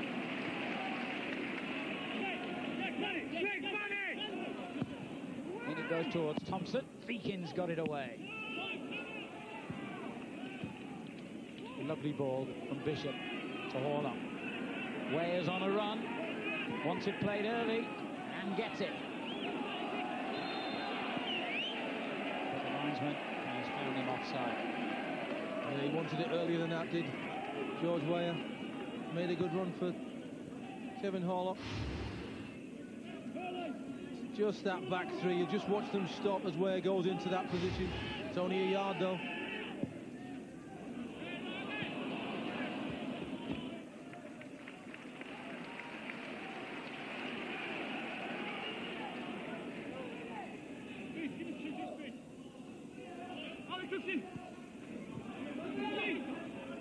Crooks facing his own goal there, and he got hurt when the challenge came in. Esmenthaler. Ooh, Hope with a difficult ball. Thompson's offside.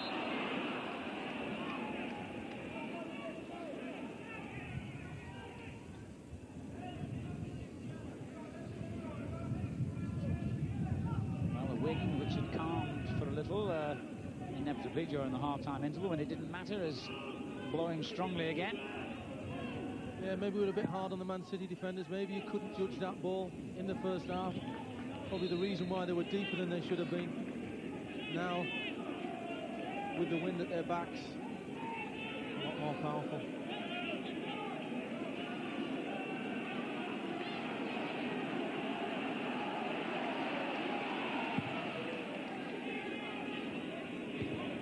Thompson. Browning. Brooks turned away from danger. And a good ball too for George Weah. Oh, brilliant. Even the home fans applauded that. Kennedy. Good play this by City. Whitley on the ball. Dickoff's made a good run, but the return was poor. It's come back to Whitley. Now Browning for Gillingham. Looks short. Edge. And again Edge. But City back in possession.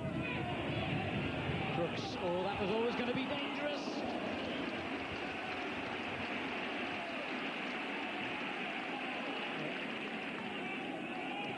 Took a chance there, Lee Crooks. Goalkeeper's got him right out of trouble.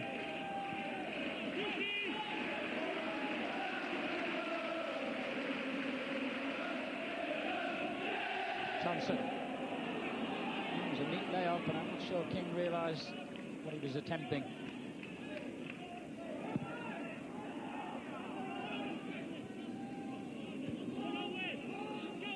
Oh, Bishop has lost it. Hessenthaler. 3 forward here for Gillingham. King is one of them. Thompson is on the far post. King run into trouble.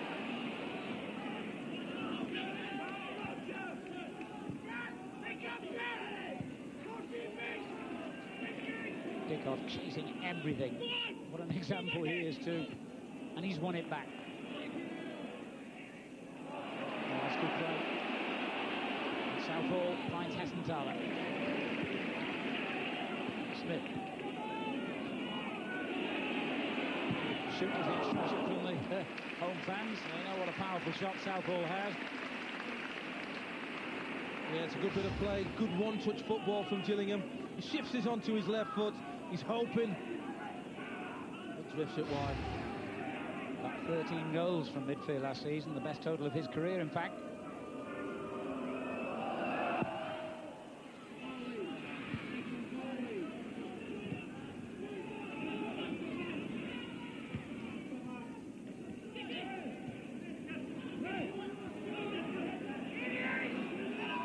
Bishop. Crooks.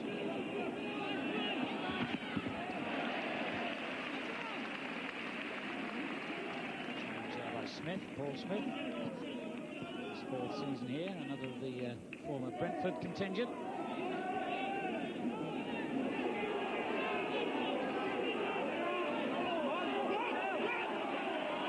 Ware has found room.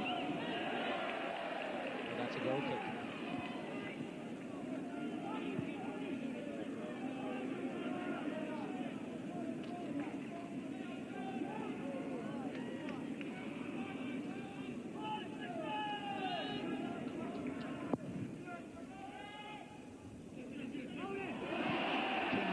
Shirt tugged down by Jobson.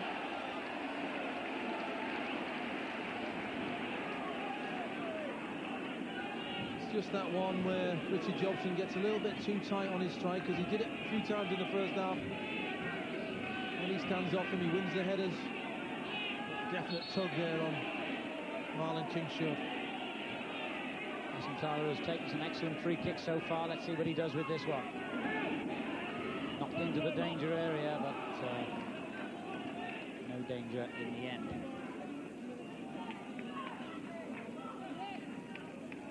He still looks sharp though.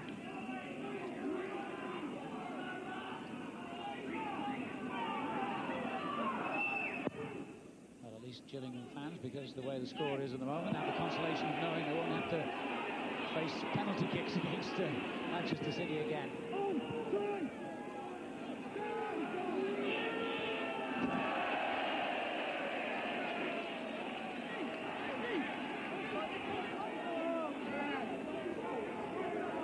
We wondered how he'd react coming to the Priestfield Stadium tonight, his first time at this place, and he's certainly showed he's got what it takes.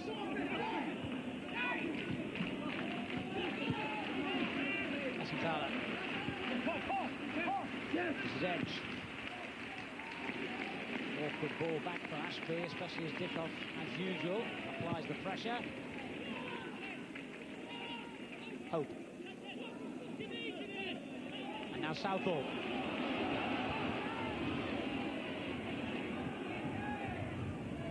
Roland Edge. Southall takes on Whitley. He wasn't letting him go by easily. All 11 City players behind the ball, protecting their 2-1 lead. Thompson's offside. Well, he's not happy with the situation there. Thinks he timed it. He's just away from Gerard Vikins there, but he's a good yard offside. Well, 20 minutes, still plenty of time for Gillingham to snatch the goal that would put this tie back in the balance again. At the moment, it's Manchester City heading for the third round draw. Manchester United, Arsenal, Liverpool, Leeds, Chelsea, Leicester, Villa, they all come into the competition at this next stage, having been excused duty for this round. Now Weaver has come a long way. Have to make absolutely sure for the header.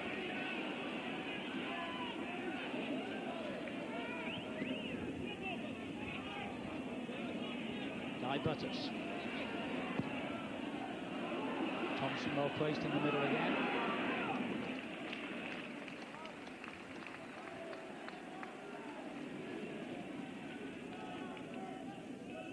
Maybe just running a little short of inspiration at the moment, Gillingham, and of course Carl Asaba, their leading goal scorer, injured, unable to play tonight. And they've got a couple of other strikers out injured as well. Paul Shaw, who they bought from Millwall, Ifianura. They're a bit short in that department. Yeah, you're right, Alan. Lots of passing, lots of movement just outside the box. Nothing too much inside the box at the moment.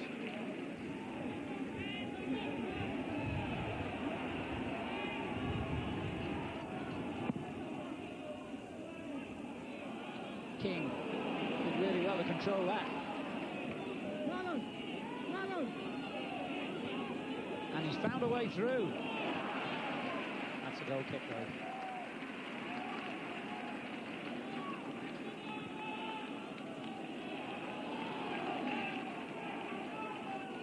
Joe will be just thinking we've dropped off it a little bit. We were so positive 5 minutes ago. Now we're getting deeper and deeper, allowing pressure. Yeah, 10 magic minutes at the start of the second half has got City in this winning position.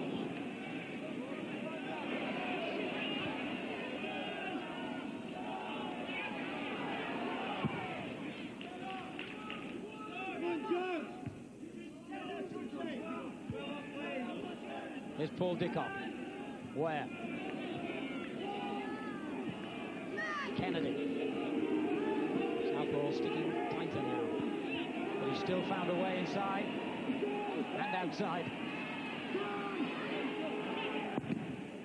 And wins the corner.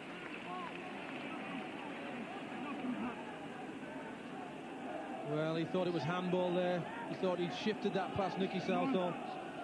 Nicky Southall hands came up just to protect him. It's not deliberate, this, but it definitely comes off his arm. There's a corner from this side that led to George Weah's first goal. He was in there again, but Gillingham got it clear to Hessenthaler. King to one side, Thompson to the other for the manager. Go back in the end, and Thompson in a good position here. Important foot there, the home crowd claiming it was a deliberate back pass, and they might have a case. Not sure who the defender was, but I saw the foot come out and play the ball. It looked pretty deliberate back to Weber. Well, Danny Chiato, all he's trying to do is divert the ball away from Andy Thompson. I suppose you could have called it a back pass, but it would have been harsh. It's Hessenthaler. Did well. Browning. Crowd warned him the challenge was coming in from Dickoff. He is a terrier. He really is, and he's won it back here for City. And it's 3 against 3 at the moment. Whitley on the ball. Dickoff. And out, be careful. Roland Edge showing a bit of temper then, having a little swing at Dickoff, but it's all calmed down again. Horlock. Vikins. The crowd pretty unhappy with the referee at the moment, or at least the home fans are.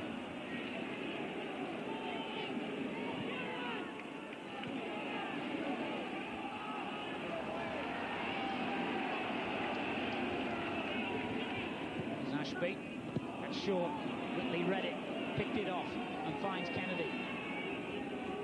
Great run. Wonderful. Dickoff's with him. He's gone for goal.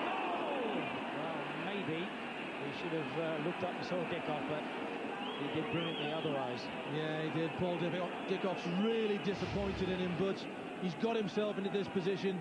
He knows how trusty that left foot of his, and it's just curling away, as you see at the last moment. Hits it with real power and drive. Just curls wide.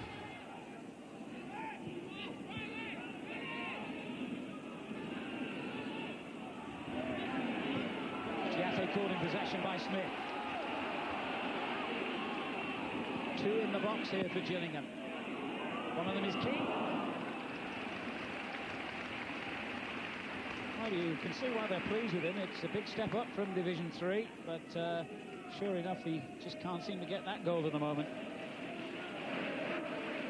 Let's remind you again, Worthington Cup third round draw in the Sports Centre on Sky Sports 1, Thursday evening at 6:40.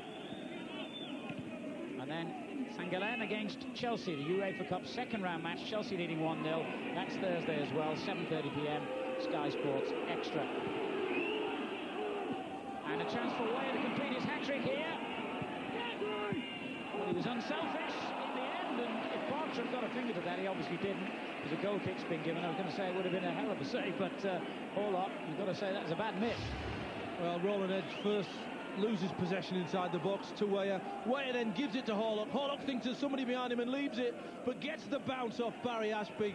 Once he turns, he just sticks out a leg towards the ball, but always leaning back, and over it goes. Well, it is a golden opportunity gone missing for City to just about wrap things up, you would think, at this late stage.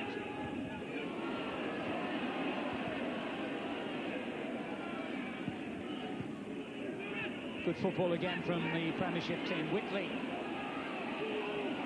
wanted it back. Kickoff couldn't find him. Tiato. Kennedy. Brilliant again from the Irishman. Plenty in the box. One of them is George Weah. It never reached him. It might reach Bishop. It will reach Horlock, but he was happy for it to go for a corner.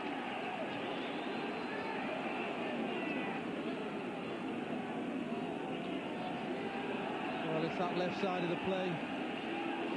This man, Mark Kennedy, outstanding second half. His crosses are pure quality.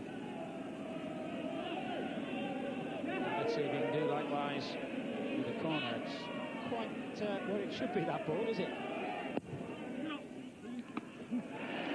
Justice done, I suppose. Bartram with a good, clean catch. Tiato pumps it back in. Straight to Browning.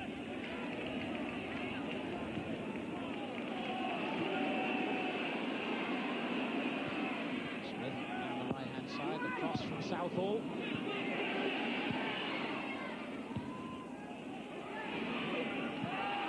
Foul by Bishop. Free kick in a dangerous position for Gillingham. Who incidentally, Chris seems to have pushed their centre-back Chris Hope into an attacking position now. They've gone on with it quickly here. Get back to that in a moment.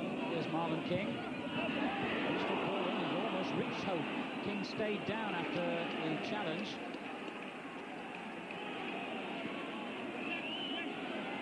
Well, instead of three central defenders, it's three attackers now.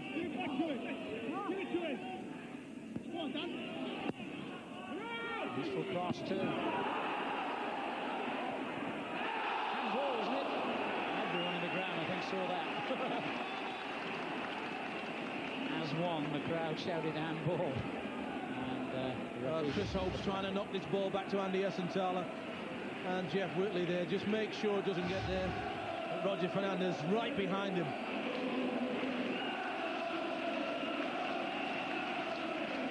I suppose they'll take this particular free kick quickly, because this is a very good position here. Either Butters, or is it going to be Southall? It's going to be Butters. Tremendous save! He must have saw it late, Nicky Weaver, because it virtually comes through the side of the wall. Look at it just there. Good save. Brilliant stop by the England under-21 keeper. More pressure coming his way now, though. Thompson! He's done it again! Gillingham a level!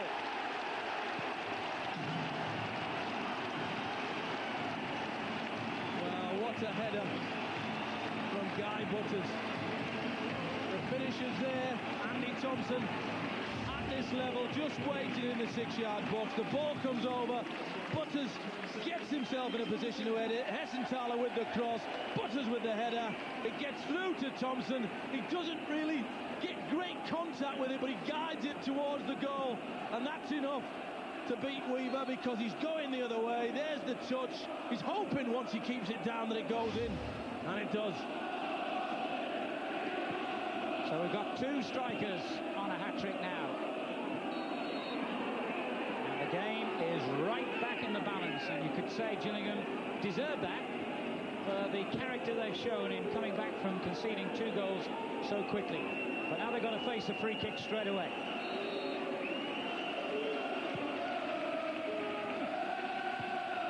Back across the area by Jobson. Horlock couldn't make contact. Back in by Kennedy, and it deflects for a corner. He's fizzed it once again, Mark Kennedy. Bounces out to those great feet of his, and he just... so much power in the shot. Just a reminder again, if the score stays this way at 90 minutes, we would have extra time.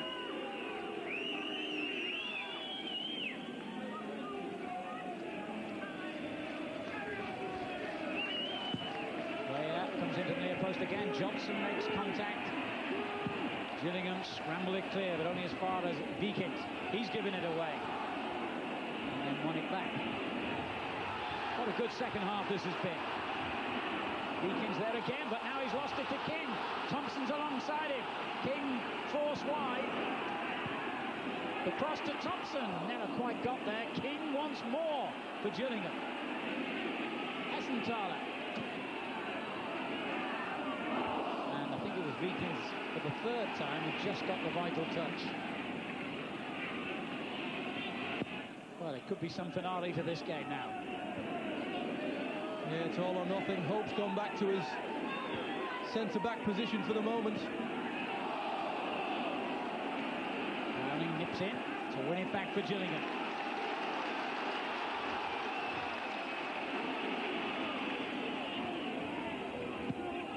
Well, they've not only shown quality in their second half, they've shown character, Gillingham.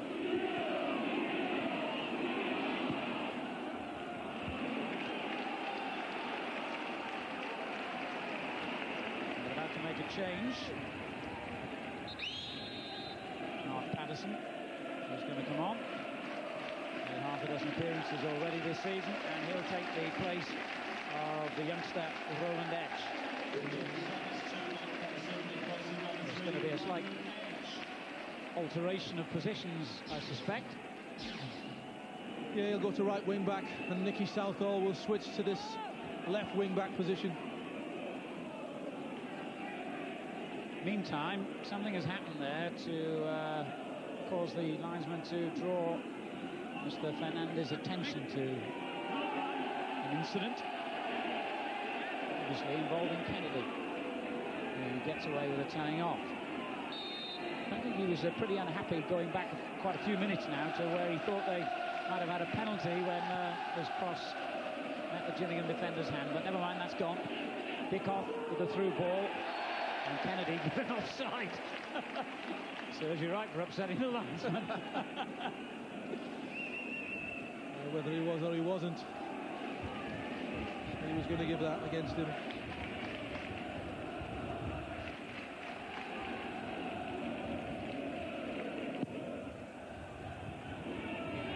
Free header for Jobson.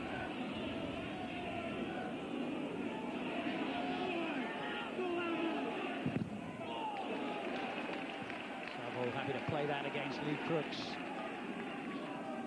So Royal not happy at all, I would think, at the moment, Chris. He'll just think, why did we ease off? We were playing so well at the start of that second half. All of a sudden, we just decided to drop off.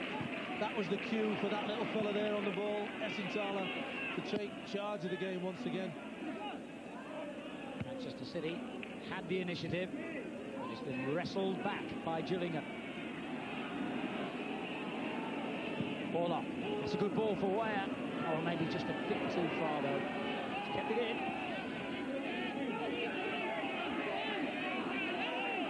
He's done even better than that. He's got a corner.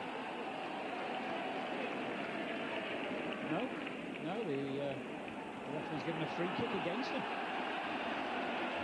Well, George Weah, for me, just showed real strength with Nicky Southall there. I thought Southall had put the ball out of play with his head while he was on the floor. Look at it, 6 or 1.5 a dozen. He isn't really there. He does. Nicky Southall just lets it out of play. He thinks it's a corner. Certainly the most unusual header of the season, that. Given away by Beekins.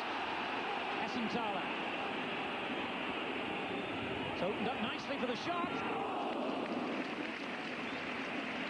Well, you don't give that fella an invitation to shoot, because you know he'll take it.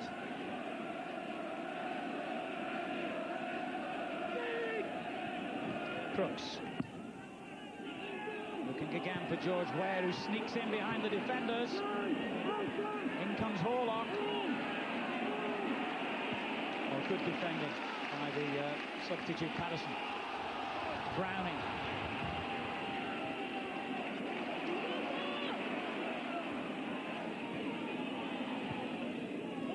He finds King.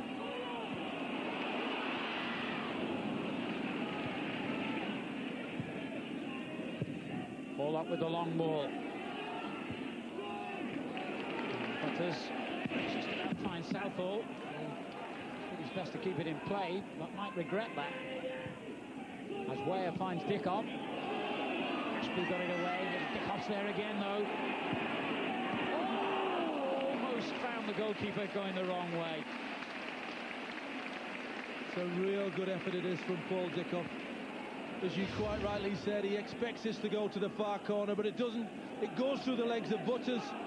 That's what catches him by surprise. Goes through the legs of Chris Hope. Good hand from Bartram. And oddly enough, Dickoff was Bartram's best man at his wedding.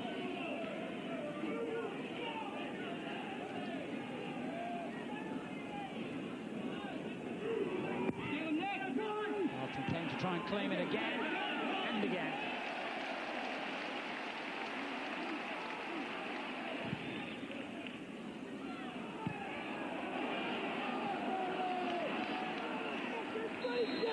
Foul's gone against Whitley. Not for the first challenge, certainly for the second one on Thompson. Great control from Thompson. Pulled that one out of the sky, even though Whitley was behind him. I just thought as well, a remarkable thing, Chris, we haven't had a single yellow card tonight, so well played the referee for letting it go. Good, sensible work by Mr. Fernandez. Well played to the players, yeah, as well. Being played in a good spirit.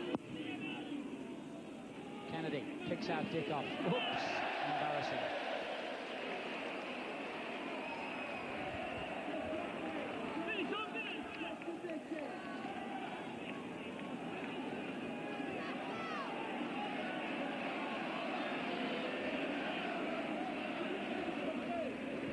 Browning did well to get out of that situation and find King. On goes Hessenthaler. Couldn't look for him, but he could look for Patterson down the right. Hessenthaler's still in the box.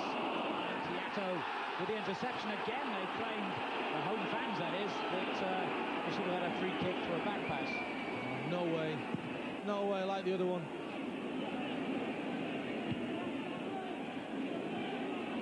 Into the last minute now. Weaver under pressure, didn't appreciate that back pass, that's for sure. Extra time looming here at the Priestfield Stadium. But here comes George Ware. Dickoff in the box, so is Horlock, he goes for goal. Well, he's played well tonight, George Ware, that's for sure. Huge kick by Bartram. Deakins kept his eye on the ball well. There's going to be, I understand, 2 minutes of stoppage time. Browning.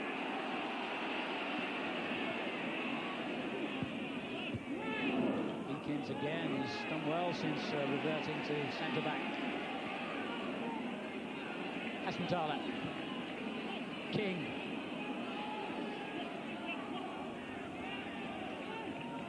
Oh, excellent play from the player manager. Tiato got it away. Hessenthaler's there again.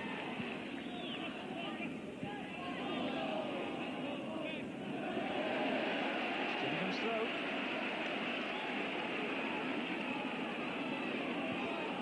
And he's found his way to King. Browning in the middle, so is Thompson.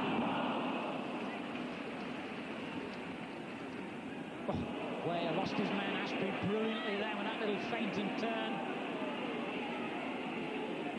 Horlock and Dickoff both in support. Dickoff's offside. Yeah, he just goes a little bit too early there, Paul Dickoff. George Way is waiting and waiting for the run. It's close, but he's maybe marginally off. Marlon King. This is Smith.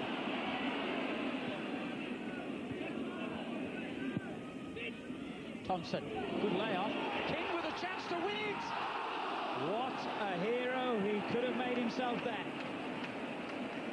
Well, Andy Thompson, what a dummy that was. The first touch from Marlon King takes him into the goal-scoring chance. There's the ball in at Thompson. There's a little flick in the dummy. He's got a chance, King. He's leaning away from the ball.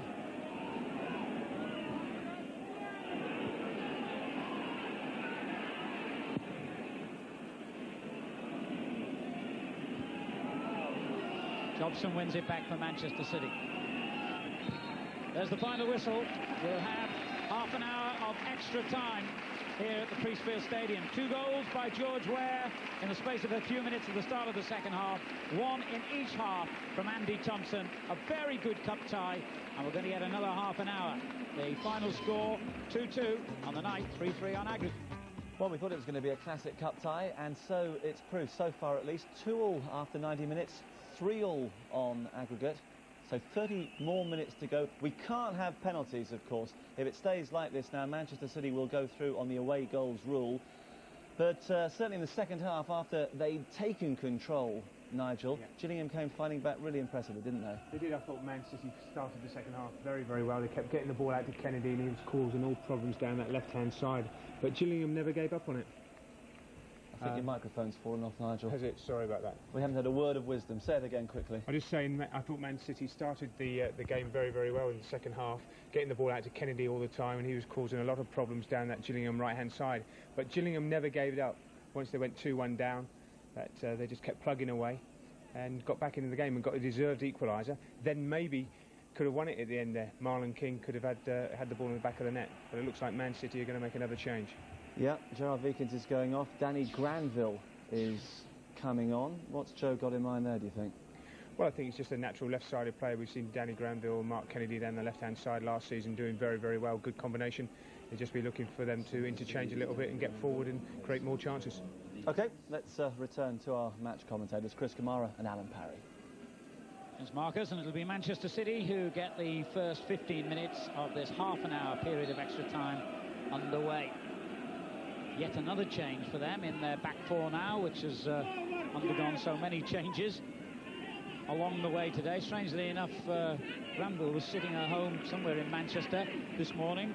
Didn't even travel down with the party, but Spencer Pryor had that late hamstring problem, so Joe Roy was on the phone saying, get yourself down here, son. And now here he is, involved. Well, Gerard Vikens looked as if he was holding his hamstring as well just before he went off there, so it wasn't a tactical change, I don't think. Butters prevents what would have been a corner there. 2-2 on the night, 3-3 on aggregate, and remember the away goals rule will come into play at the end of the half an hour of extra time. So if we don't get any more goals, City, as Marcus told you, will be through. The onus then is on Gillingham.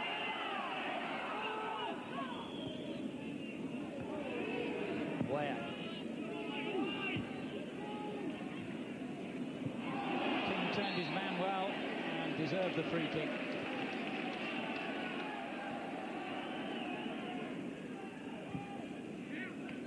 Only 20, Marlon King, and certainly there have been some very promising things he's done tonight, but maybe he should have made this extra time irrelevant. He could have scored right at the death. Asantala.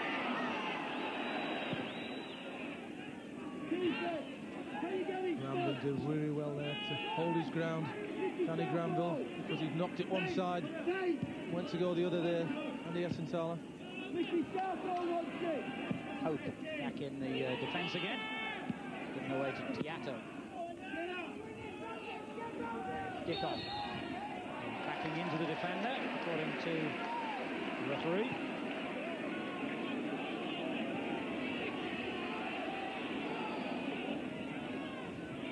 Southall. Plays it on the ground. Back to Hessenthaler. Here's Patterson. Lovely turn by Thompson this time.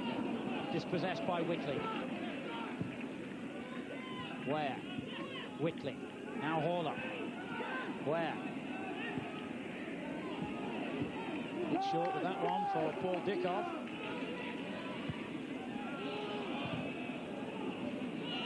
Patterson. Now Guy Butters for Gillingham. Southall.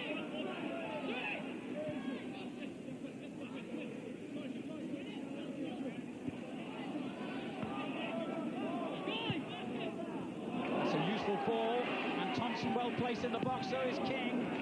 They've got a corner out of that. He's been called into action very quickly, the Manchester City sub.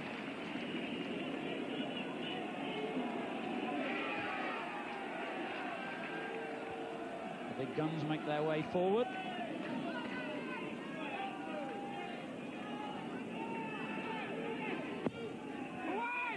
Smith got the touch on.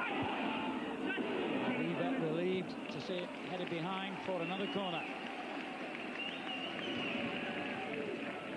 Taking no chances there, Mark Kennedy.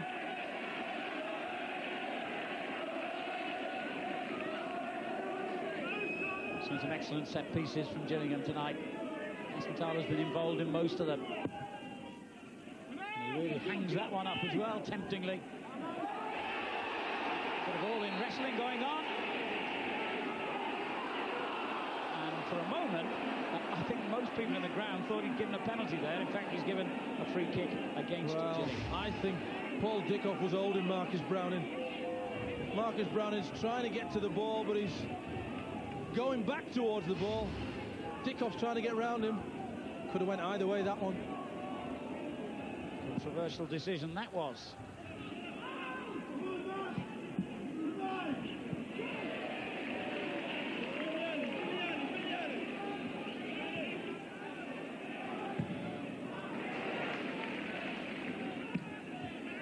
Thompson, what a good game he's had. King.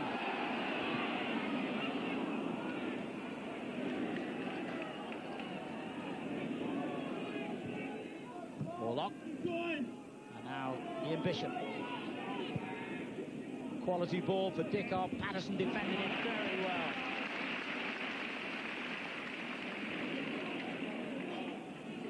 Well, they've started the better in this first period of extra time.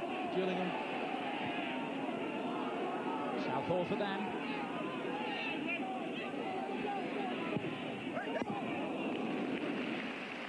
Always a danger, isn't he? Hit that superbly well. He's a long way out. Mickey Weaver's a good goalkeeper to beat from there.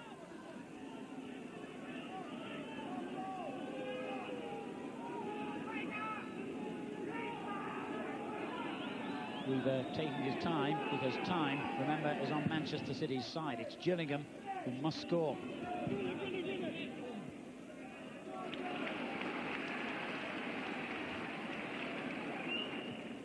Now there's going to be a further substitution, this time by Gillingham, and it's Junior Lewis who's coming on.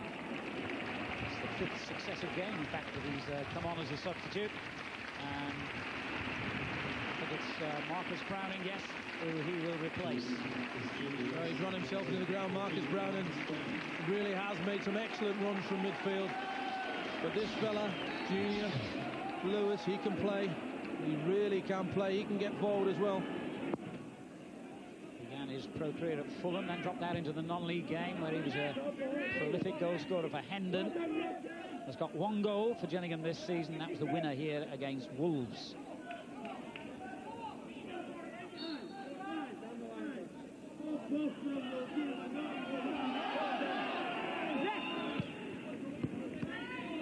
Tiato. Given away by Kennedy. Lewis gets his first touch. It's a successful one to Southall.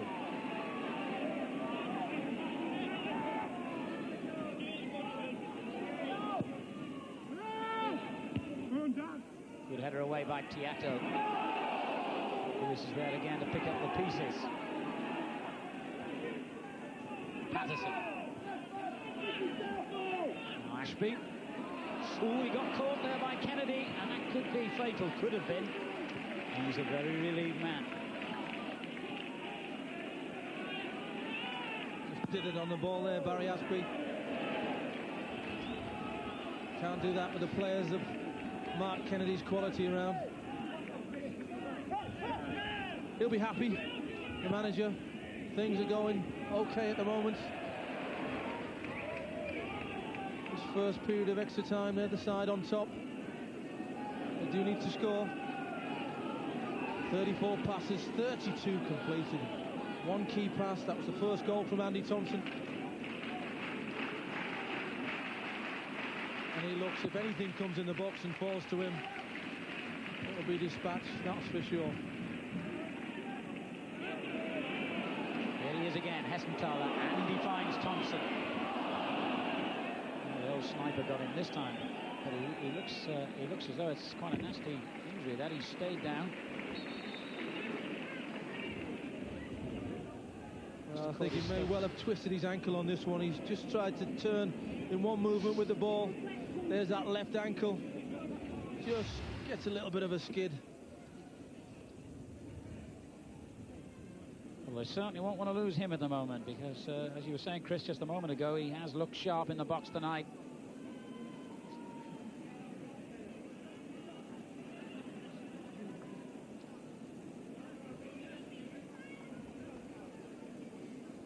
Well, they're praying. George Weah did it before the game. Now the fans are doing it in extra time.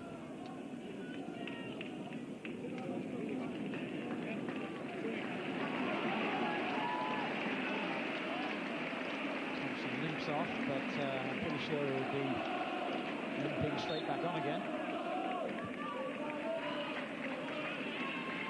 As we said, the game's been played in great spirits. There was no messing about there from City. The ball went out of play immediately, so Thompson could be tended to.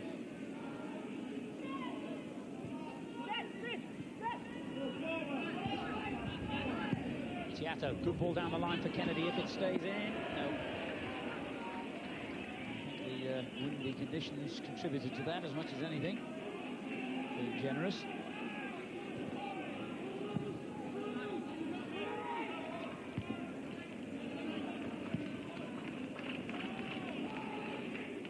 Remember, Gillingham have got beyond this stage of the League Cup only once in the last 17 seasons. That was 3 years ago when they made it to the fourth round. They beat Premiership Coventry City on the way before going out to Ipswich.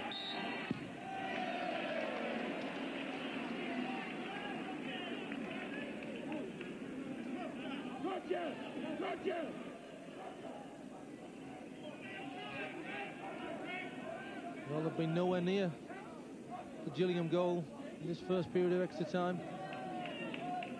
But of course, they've got that all-important extra away goal. Hope delivers the ball in the general direction of Thompson, but wasn't good enough to find him. Kept in play by Lee Crooks for City. Where? Oh, that's great control. Nicked off him though by Butters. Now Lewis. Return from Thompson. Southall.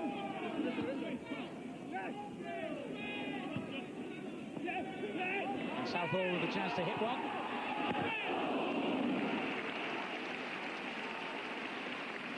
Well, it's a long way out, as I said. He's a good goalkeeper, Nicky Weaver. Watched that one all the way.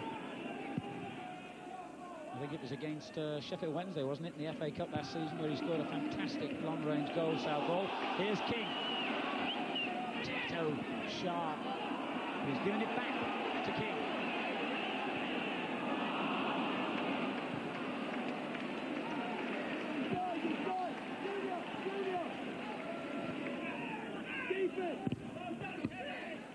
Still learning the game, young Marlon King. There's some good things and the odd one or two bad things. Excellent ball by Butters to pick out Southall. Might just be the first yellow card of the night. Well, it's clumsy more than anything else from Paul Dickoff. We know how competitive he is, how much of a desire he wants to get the ball. And he's just come across Nicky Southall, who's come to life once again. Now he's been shifted to that left-hand side.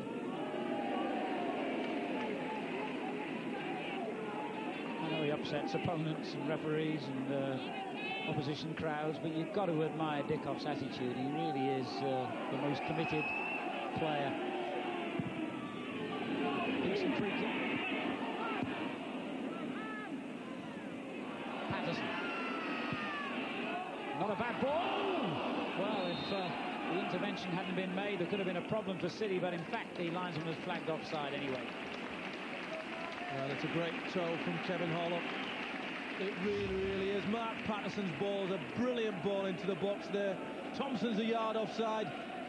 Kevin Horlock doesn't know that. He's got to make it. Didn't he do well?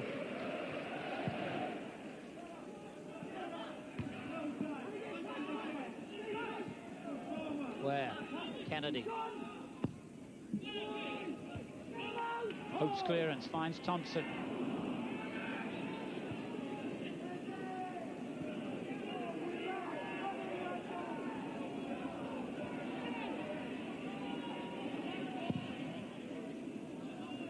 Weaver picks out Kennedy with a clearance. Now Tiato.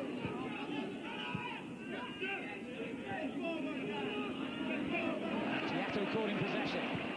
City quite obviously are just trying to keep possession, take the heat out of the game. Well, that's a long time to kill the game. We've got a second period of extra time. You know, once City step up a gear like they did in the second half of normal time, they are a better side than Gillingham.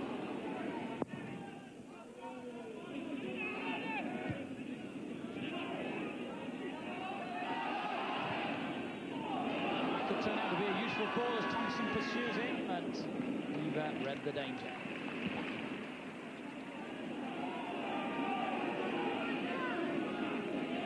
Tiato. Against Smith. In goes Hessenthaler, so does Bishop. Hessenthaler came out with his hand on the ball, but the free kick had already gone his way.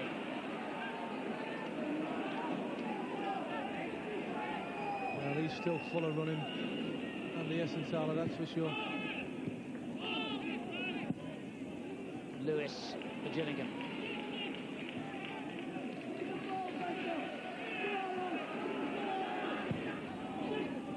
He's given it away. Can't afford to do that now.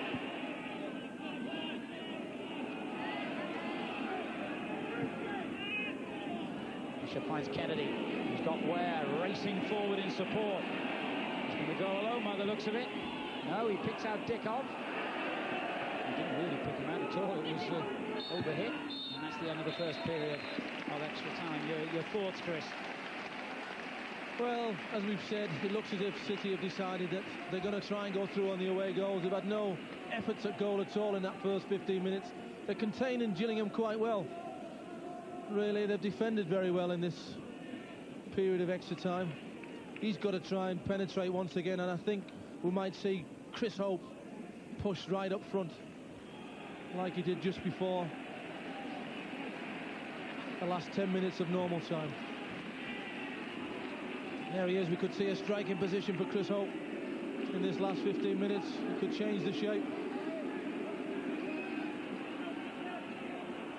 He's left it as he hit. Sorry, Alan, he's left it as he has at the moment. It's business as usual, but that could change soon enough. I was going to say half-hearted boos for Nicky Weaver as he took his place. The Gillingham fans haven't forgiven him for all those penalty saves at Wembley in the playoff final 16 months ago. Remember, we can't have penalties in tonight's game because at the moment Manchester City have the away goals rule in their favour, but they've got to survive 15 minutes without any change, detrimental change anyway, in that scoreline. Or in other words, Gillingham have got to get a goal.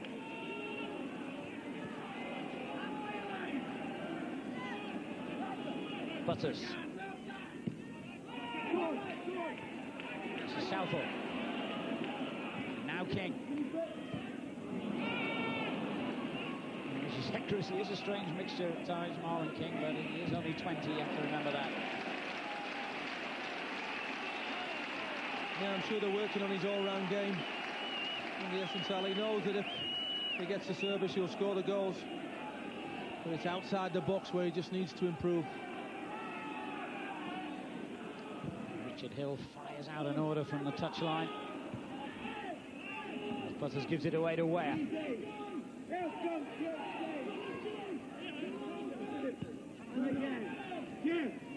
Keep possession is the order from the Manchester City bench, clearly. They failed to do so. Offside, Smith. Oh my, it must have been tight. Oh, he was stood all alone there, Paul Smith.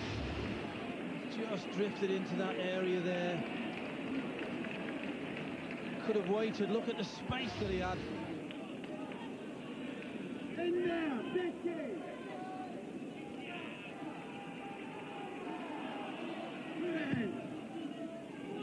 Brooks delivers it long, looking for Kennedy.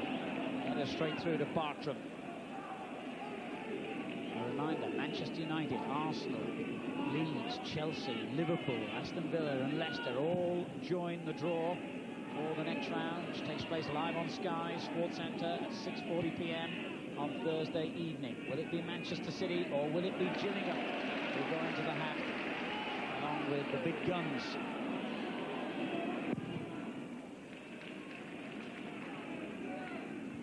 The header on for King.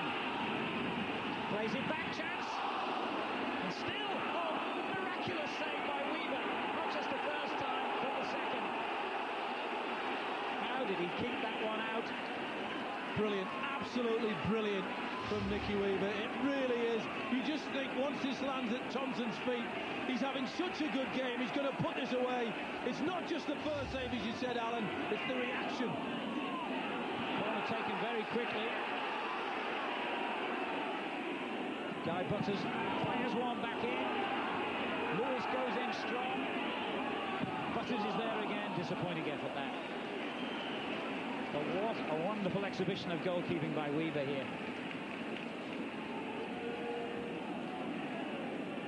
He might have hurt himself in the process as well, limping slightly there. He wasn't going to give it up, that was for sure. Thompson's beat him twice tonight. He gets this high up towards the goalkeeper, so you expect him to save the first one, but it's that reaction before Thompson can finish it off.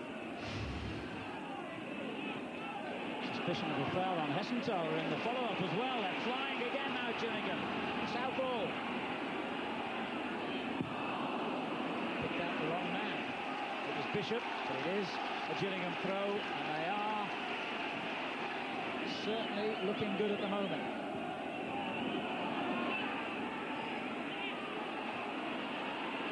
King has it back, finding Hessenthaler.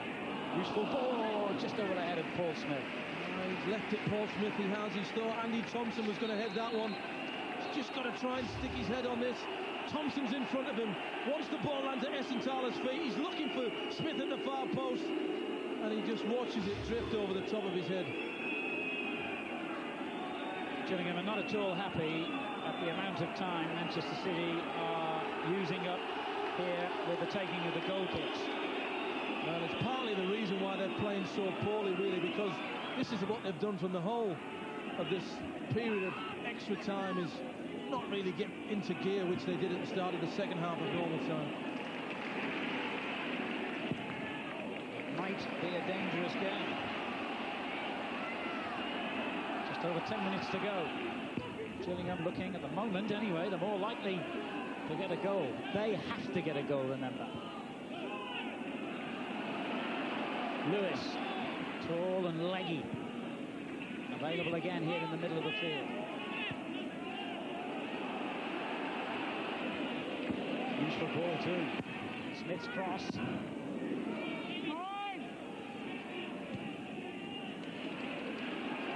Lewis again. Leaving it to Hessenthaler. Southall. Could have been a dangerous ball, could still be. Again, a head tennis in your own penalty area, not to be advised.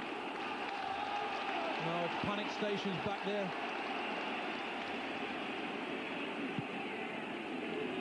Well, they're delighted, that crowd. No doubt that it's the Manchester City fans biting their fingernails at the moment. Foul on Thompson has given Gillingham a free kick. Granville the culprit. And then the ball was chucked away there, and I think George Weah is going to be in trouble for that.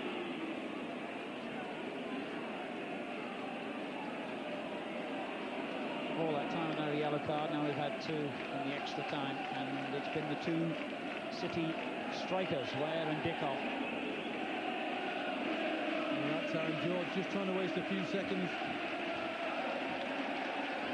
And of course, as a result of that, the new ruling comes into play, and the free kick is advanced 10 yards.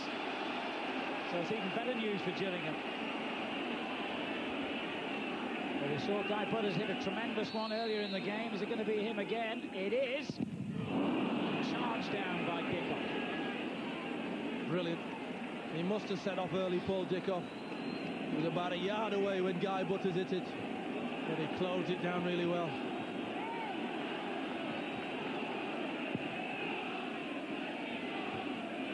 Chris Hope staying forward now, heading it on.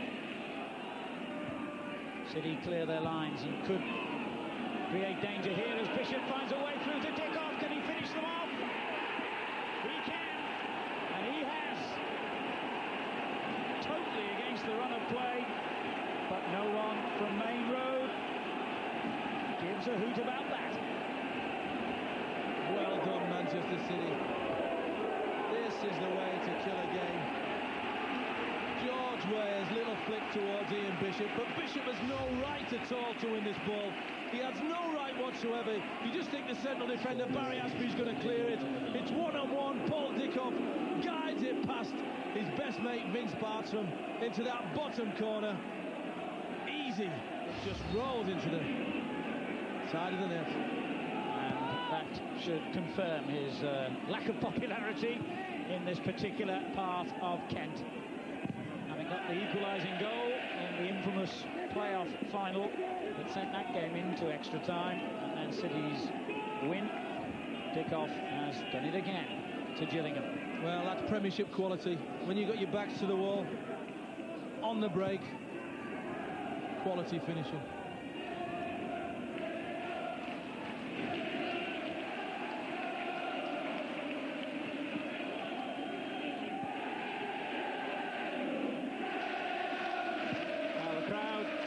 Respond, and the players deserve to hear that noise because they have played exceptionally well tonight, Gillingham.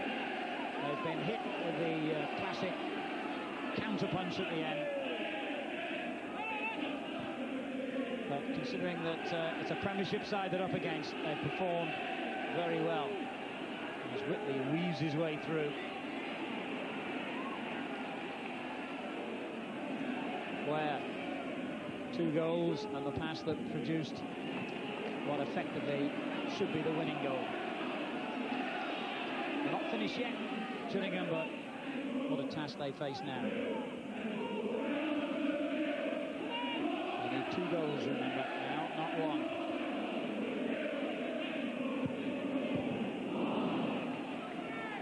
And you look back, Chris, to that fantastic double save by Nicky Weaver as a possible turning point. Just gone now, haven't they, Gillingham? They've worked so hard, but this little fella has said it's all over now. His concentration's on the ball. He knows where the goalkeeper is. He knows where the goalposts are. Well played. Got a very good League Cup record as well, Paul Dickoff. That's his 7th goal in 14 ties.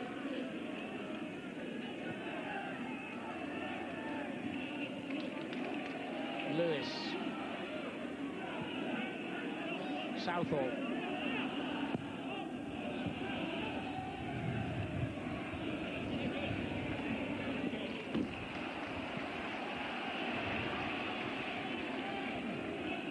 There's Thompson. Cleared by Granville. Bishop. A lovely layoff again from Dickoff to George Weah. Dickoff thundering forward. Wants it played back and gets it. And Patterson with the intervention. Oh, he went for it with the wrong foot there, Paul Dickoff. He's fished for it with his right boot. George Weah's put that into his path once again. There's Southall meantime. Find a way through, perhaps. Kick.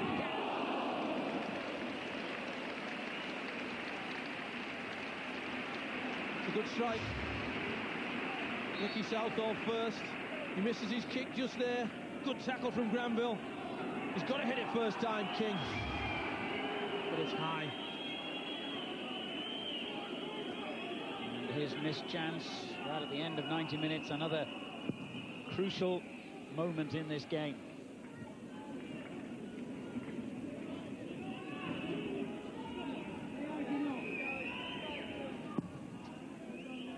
Crooks finding Dickoff, who must have got the shout for Horlock. From Horlock, rather, to let it go through. Here's Lewis. Southall.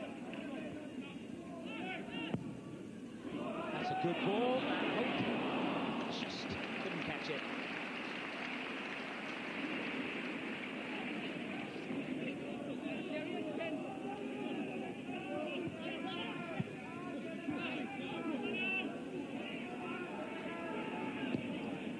Happy to go back now.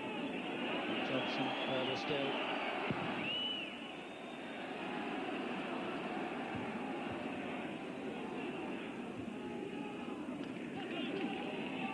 Taking no chances now, City. George Weah's just dropped into midfield. Joe's decided, game over, leave Dickoff up on his own. Kennedy back, and hold on to what we've got. Crooks held on to what he had then, and it turned out to be Marlon King. Well, his contribution tonight has been excellent. Joe Royal uses him sparingly in the Premiership, but he started the game tonight. His all-round vision, his passing ability, his finishing, exemplary tonight. He's the Worthington man of the match, George Weah. Gillingham have got a late corner, but only a couple of minutes to go, and basically needing 2 goals to win the tie. They need a miracle, not a corner.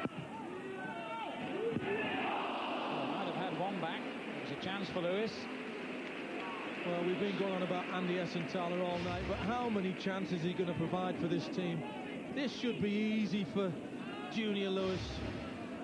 Doesn't really have to jump, he's just got to direct that header on target. But sends it over.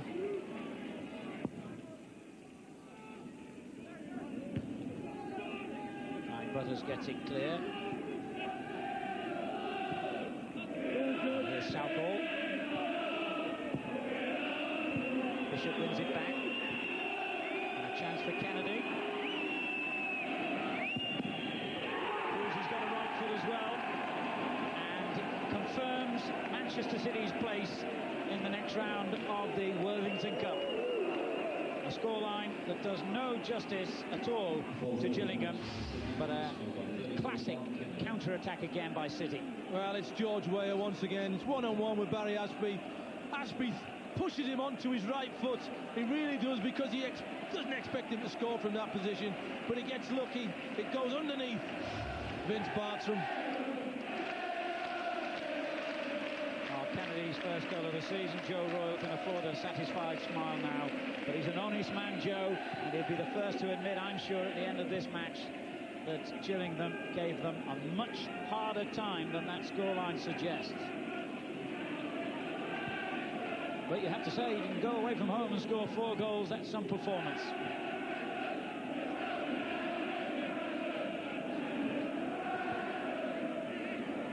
Could be a cruel old game at times, though. Here goes Dickoff again.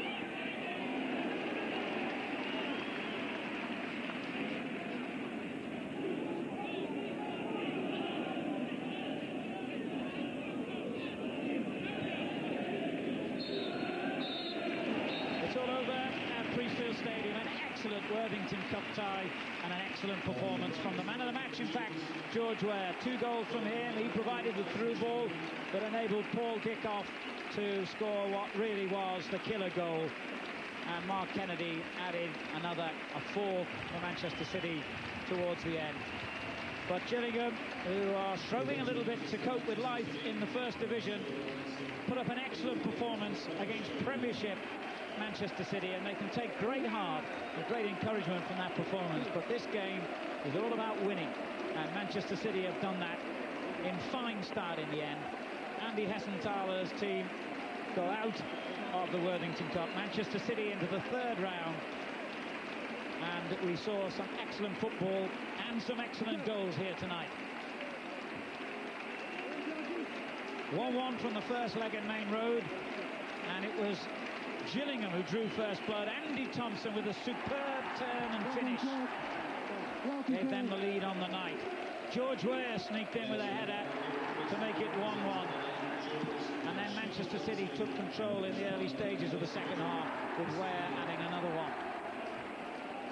Kennedy running riot down the left at that stage, but Gillingham, a determined side, were not to be outdone, and came back with another goal from Thompson to level things once again and send us, as it happened, into extra time. The 2 goals in the final added half an hour were scored, both of them by Manchester City. Dick off that one, and Kennedy this one. An emphatic winning margin in the end for Manchester City, though that final scoreline didn't really tell the true story of a splendidly close cup tie. Good stuff. Alan, Chris, thank you very much indeed. So Manchester City do it again at the expense of Gillingham, but what a performance by the First Division side. Now, still to come tonight on Sky Sports 1 next, the regular football phone-in. You're on Sky Sports, and plenty of live football to look forward to. Thursday, 7:30, Sky Sports Extra. It's St Gallen against Chelsea in the UEFA Cup. Chelsea a goal up from the first leg. Friday night at 7 on Sky Sports 2 and Sky Sports Extra, we've got Kidderminster against Blackpool from Division 3. And then on Sunday from the First Division, Watford and Birmingham, midday Sky Sports 2 and Sky Sports Extra. And from 3 o'clock on Sky Sports 1 and Sky Sports Extra, it's Arsenal against Manchester United. And from 6 on Sky Sports 3, Rangers play Dundee United. But at the Priestfield Stadium, Gillingham supporters are going home disappointed. Their team put up a brave effort, but it's Manchester City who go into the hat for the third round draw. Back in a couple of minutes. On the night for Manchester City, 5-3 on aggregate. But Nigel, I imagine that Andy Hessenthaler will be proud of his Gillingham team. They certainly made City work, didn't they? They did make City work, but I think also Joe Roy will be very pleased with the way his team adapted, especially losing centre-halves all over the place, and Richard Jobson having his first start of the season. But Gillingham did do very, very well, and but for Nicky Weaver, it could have gone the other way with this save from Andy Thompson. I suppose in hindsight, that miss by Marlon King in the last minute of normal time perhaps made the difference. It could have done, but I did say at the start, I said I think it's going to be very, very close. It could go to extra time. It did go to extra time, but I think with Gillingham having to chase the game to get the all-important third goal on the night, Man City are always liable to hit you on the break, especially with George Weah in such fine form. Yeah. And Paul Dickoff played very, very well. I mean, he closed people down, looked very sharp and aggressive, and finished that chance very, very well. Weah scored 2. He was involved in the build-up for the other 2. He was the man of the match, and he's now talking to Alan Bentley. George, it was great to watch. What was it like to play in out there? Well, it was very exciting, great game, good team. I must admit that Gillingham, they put a fight, very good team this month, and I think third time playing against them. I played against them with Chelsea. They got a very great start, difficult team to play.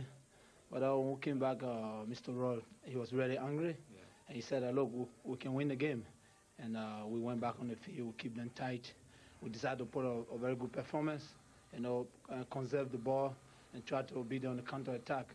And we did that, and we were able to squeeze in next 2 goals. You've played in some of the great leagues around the world. Have you ever played in a country where they take cup competitions so seriously? Yeah, because I played in France and Italy. Every competition is a very important competition. Just what our coach said, this is the easier way to go to Europe. I think if we focus on winning all the games, we can go to Europe. It is very important. Watching you in the red and black stripes again of Milan, it was as if you turned the clock back. Yeah, it was a very good spirit, in the red and black. And it's a souvenir. But I think I had a very good souvenir in Milan, and people love me in Milan, and I'm very happy that I could play red and black again. But this time for Man City. And I'm very happy that I put a very good performance, because not want to convince Mr. Roy, but I think I'm very mature enough to play with the young guys and give them very good balls and try to do what I can do. Did it mean a lot to you that you completed the full game today? Yeah, I always completed 4 games, but you know, sometimes coaches and they bring in tactics, and we have to accept, you know. But I'm a player, even if I don't play well. But in the full 90 minutes, I can create surprises. And like we say, the decision from the coach, you know, whatever decision he made, whatever tactics, I have to respect that, you know. I know it's very difficult to sit on the bench because with the kind of caliber of player I am, you know, I want to prove myself, you know. Sometimes the game is not good, but I know in the last minute, just like I was playing for Milan, all the coaches I play with, they always have confidence in me. In the 90 minutes, I can deliver what I can give them. But, you know, it's tactics, you know, we go out, sometimes I don't play. It's very difficult for me because I came here to play, but I have no choice but to respect the coach decision and see what I can do. Every time you put me in, I have to do my best, you know. Well done tonight, George. You're our Worthington man of the match. Very well done. Thank you very much. Thank you. Well, I don't think Joe will want to leave him out after that sort of a performance. And he's made a very good point about Europe, of course. It is the easy way of getting into Europe, and yet still a lot of clubs don't appear to take the competition all that seriously. No, I mean, we talked about Darlington last night playing an under-strength team, but the big boys coming in the next round, it'd be interesting to see what the Man Uniteds, the Chelseas, the Arsenal, the Leeds put out, but they've got some very strong squads anyway. But it was good to see George, and he is full of surprises, creating things, and I thought the Gillingham public took to him very well tonight as well. Yeah, magnificent performance by him. Let's bring you up to date with everything else that's been happening on a busy night in the Worthington Cup. The second round first leg meeting between Grimsby and Wolves ended in a 3-2 win for the home side. Remember, that match was postponed last week because of a waterlogged pitch. On to the second legs. Birmingham 1, Wycombe 0. Peter unloved, so Birmingham go through 5-3 overall. Blackpool against Norwich was postponed because of a waterlogged pitch. 3-0 from the first leg, of course. Now, Charlton against Stoke. We could have a big story at the Valley. It's 4-3 in extra time, 5-all on aggregate. If it finishes like that, Stoke will go through on the away goals rule. So Charlton in real trouble with just a few moments to go at the Valley. Crewe 0, Barnsley 3. No problems at all for Dave Bassett's side. Neil Shipley scored a couple for them. Mike Sheeran was also on target. Crystal Palace 1, Burnley 1. 3-all on aggregate. Palace go through on the away goals rule. And a big comeback by Ipswich. Remember, they were 2-0 down after the first leg against Millwall. Well, they've won 5-0 tonight.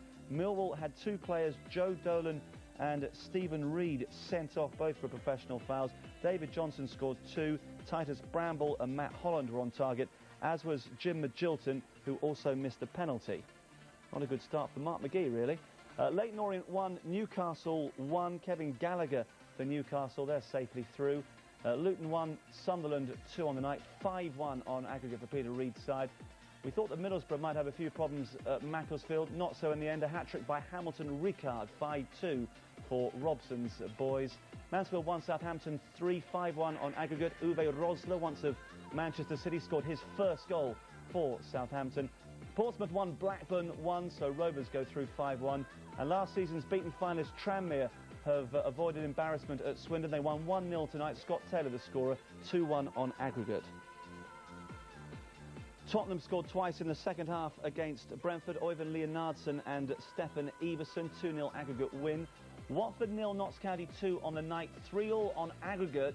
Watford go through on the away goals rule, but I'm sure that Graham Taylor did not like that at all at Vicarage Road tonight. West Brom 2, Derby 4, action-packed, topsy-turvy game. The Premiership side go through eventually, 5-4 on aggregate. And Wigan 1, Wimbledon 2. John Hartson scored in the first minute of that game. Simon Howarth equalised for Wigan, but Marcus Gale scored the winner. The Dons are through. And one game from Division 2 tonight. It finished Bournemouth 1, Wrexham 2. Bournemouth were a goal up with just a couple of minutes to go, but Morell and Ferguson secured the points for Wrexham. Let's briefly look back at the goals from the Priestfield Stadium this evening.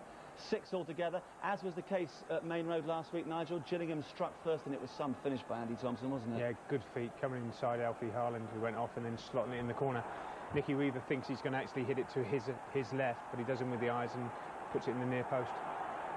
And in the first half, Gillingham looked the better side, but the game swung dramatically early in the second period. What happened with the goalkeeper? Well, the goalkeeper gets blocked off. I think it's Gerard Vikins stands in front of him, so he can't get to the ball, but George Weah nips in front and scores a good goal. And classic striking play here by Weah, isn't it? Yeah. and strength, really. He sees with the ball coming in, steps across the man and gets in behind Hope there, I think, or Edge at the back post. But Gillingham refused to lie down, and Mr. Thompson pops up again. You're not happy with the defending here, though? No, Bishop and Tiato run out, and Thompson just stands in there and has a free pocket goal on the edge of the 6-yard box. But this is a great goal and a good, cool finish as well. Paul Dickoff gets it back onto his right foot and slips it in the corner. He seems to enjoy playing against Gillingham, doesn't he? He does, yeah, unfortunately for Gillingham. But George Ware again, setting up Mark Kennedy, and on his old swinger, his right foot, that kills the game off. But Gillingham were chasing the game, trying to get that goal and get back in the game, but Man City on the break are quality players, and they get a quality win in the end. OK, Nigel, thank you very much indeed for your company. So there we are. Gillingham were looking for some revenge 16 months after their playoff final defeat at Wembley. It wasn't to be. Manchester City are in the draw for the third round, which you can see on Thursday at 20 to 7. From us all for now, it's goodbye.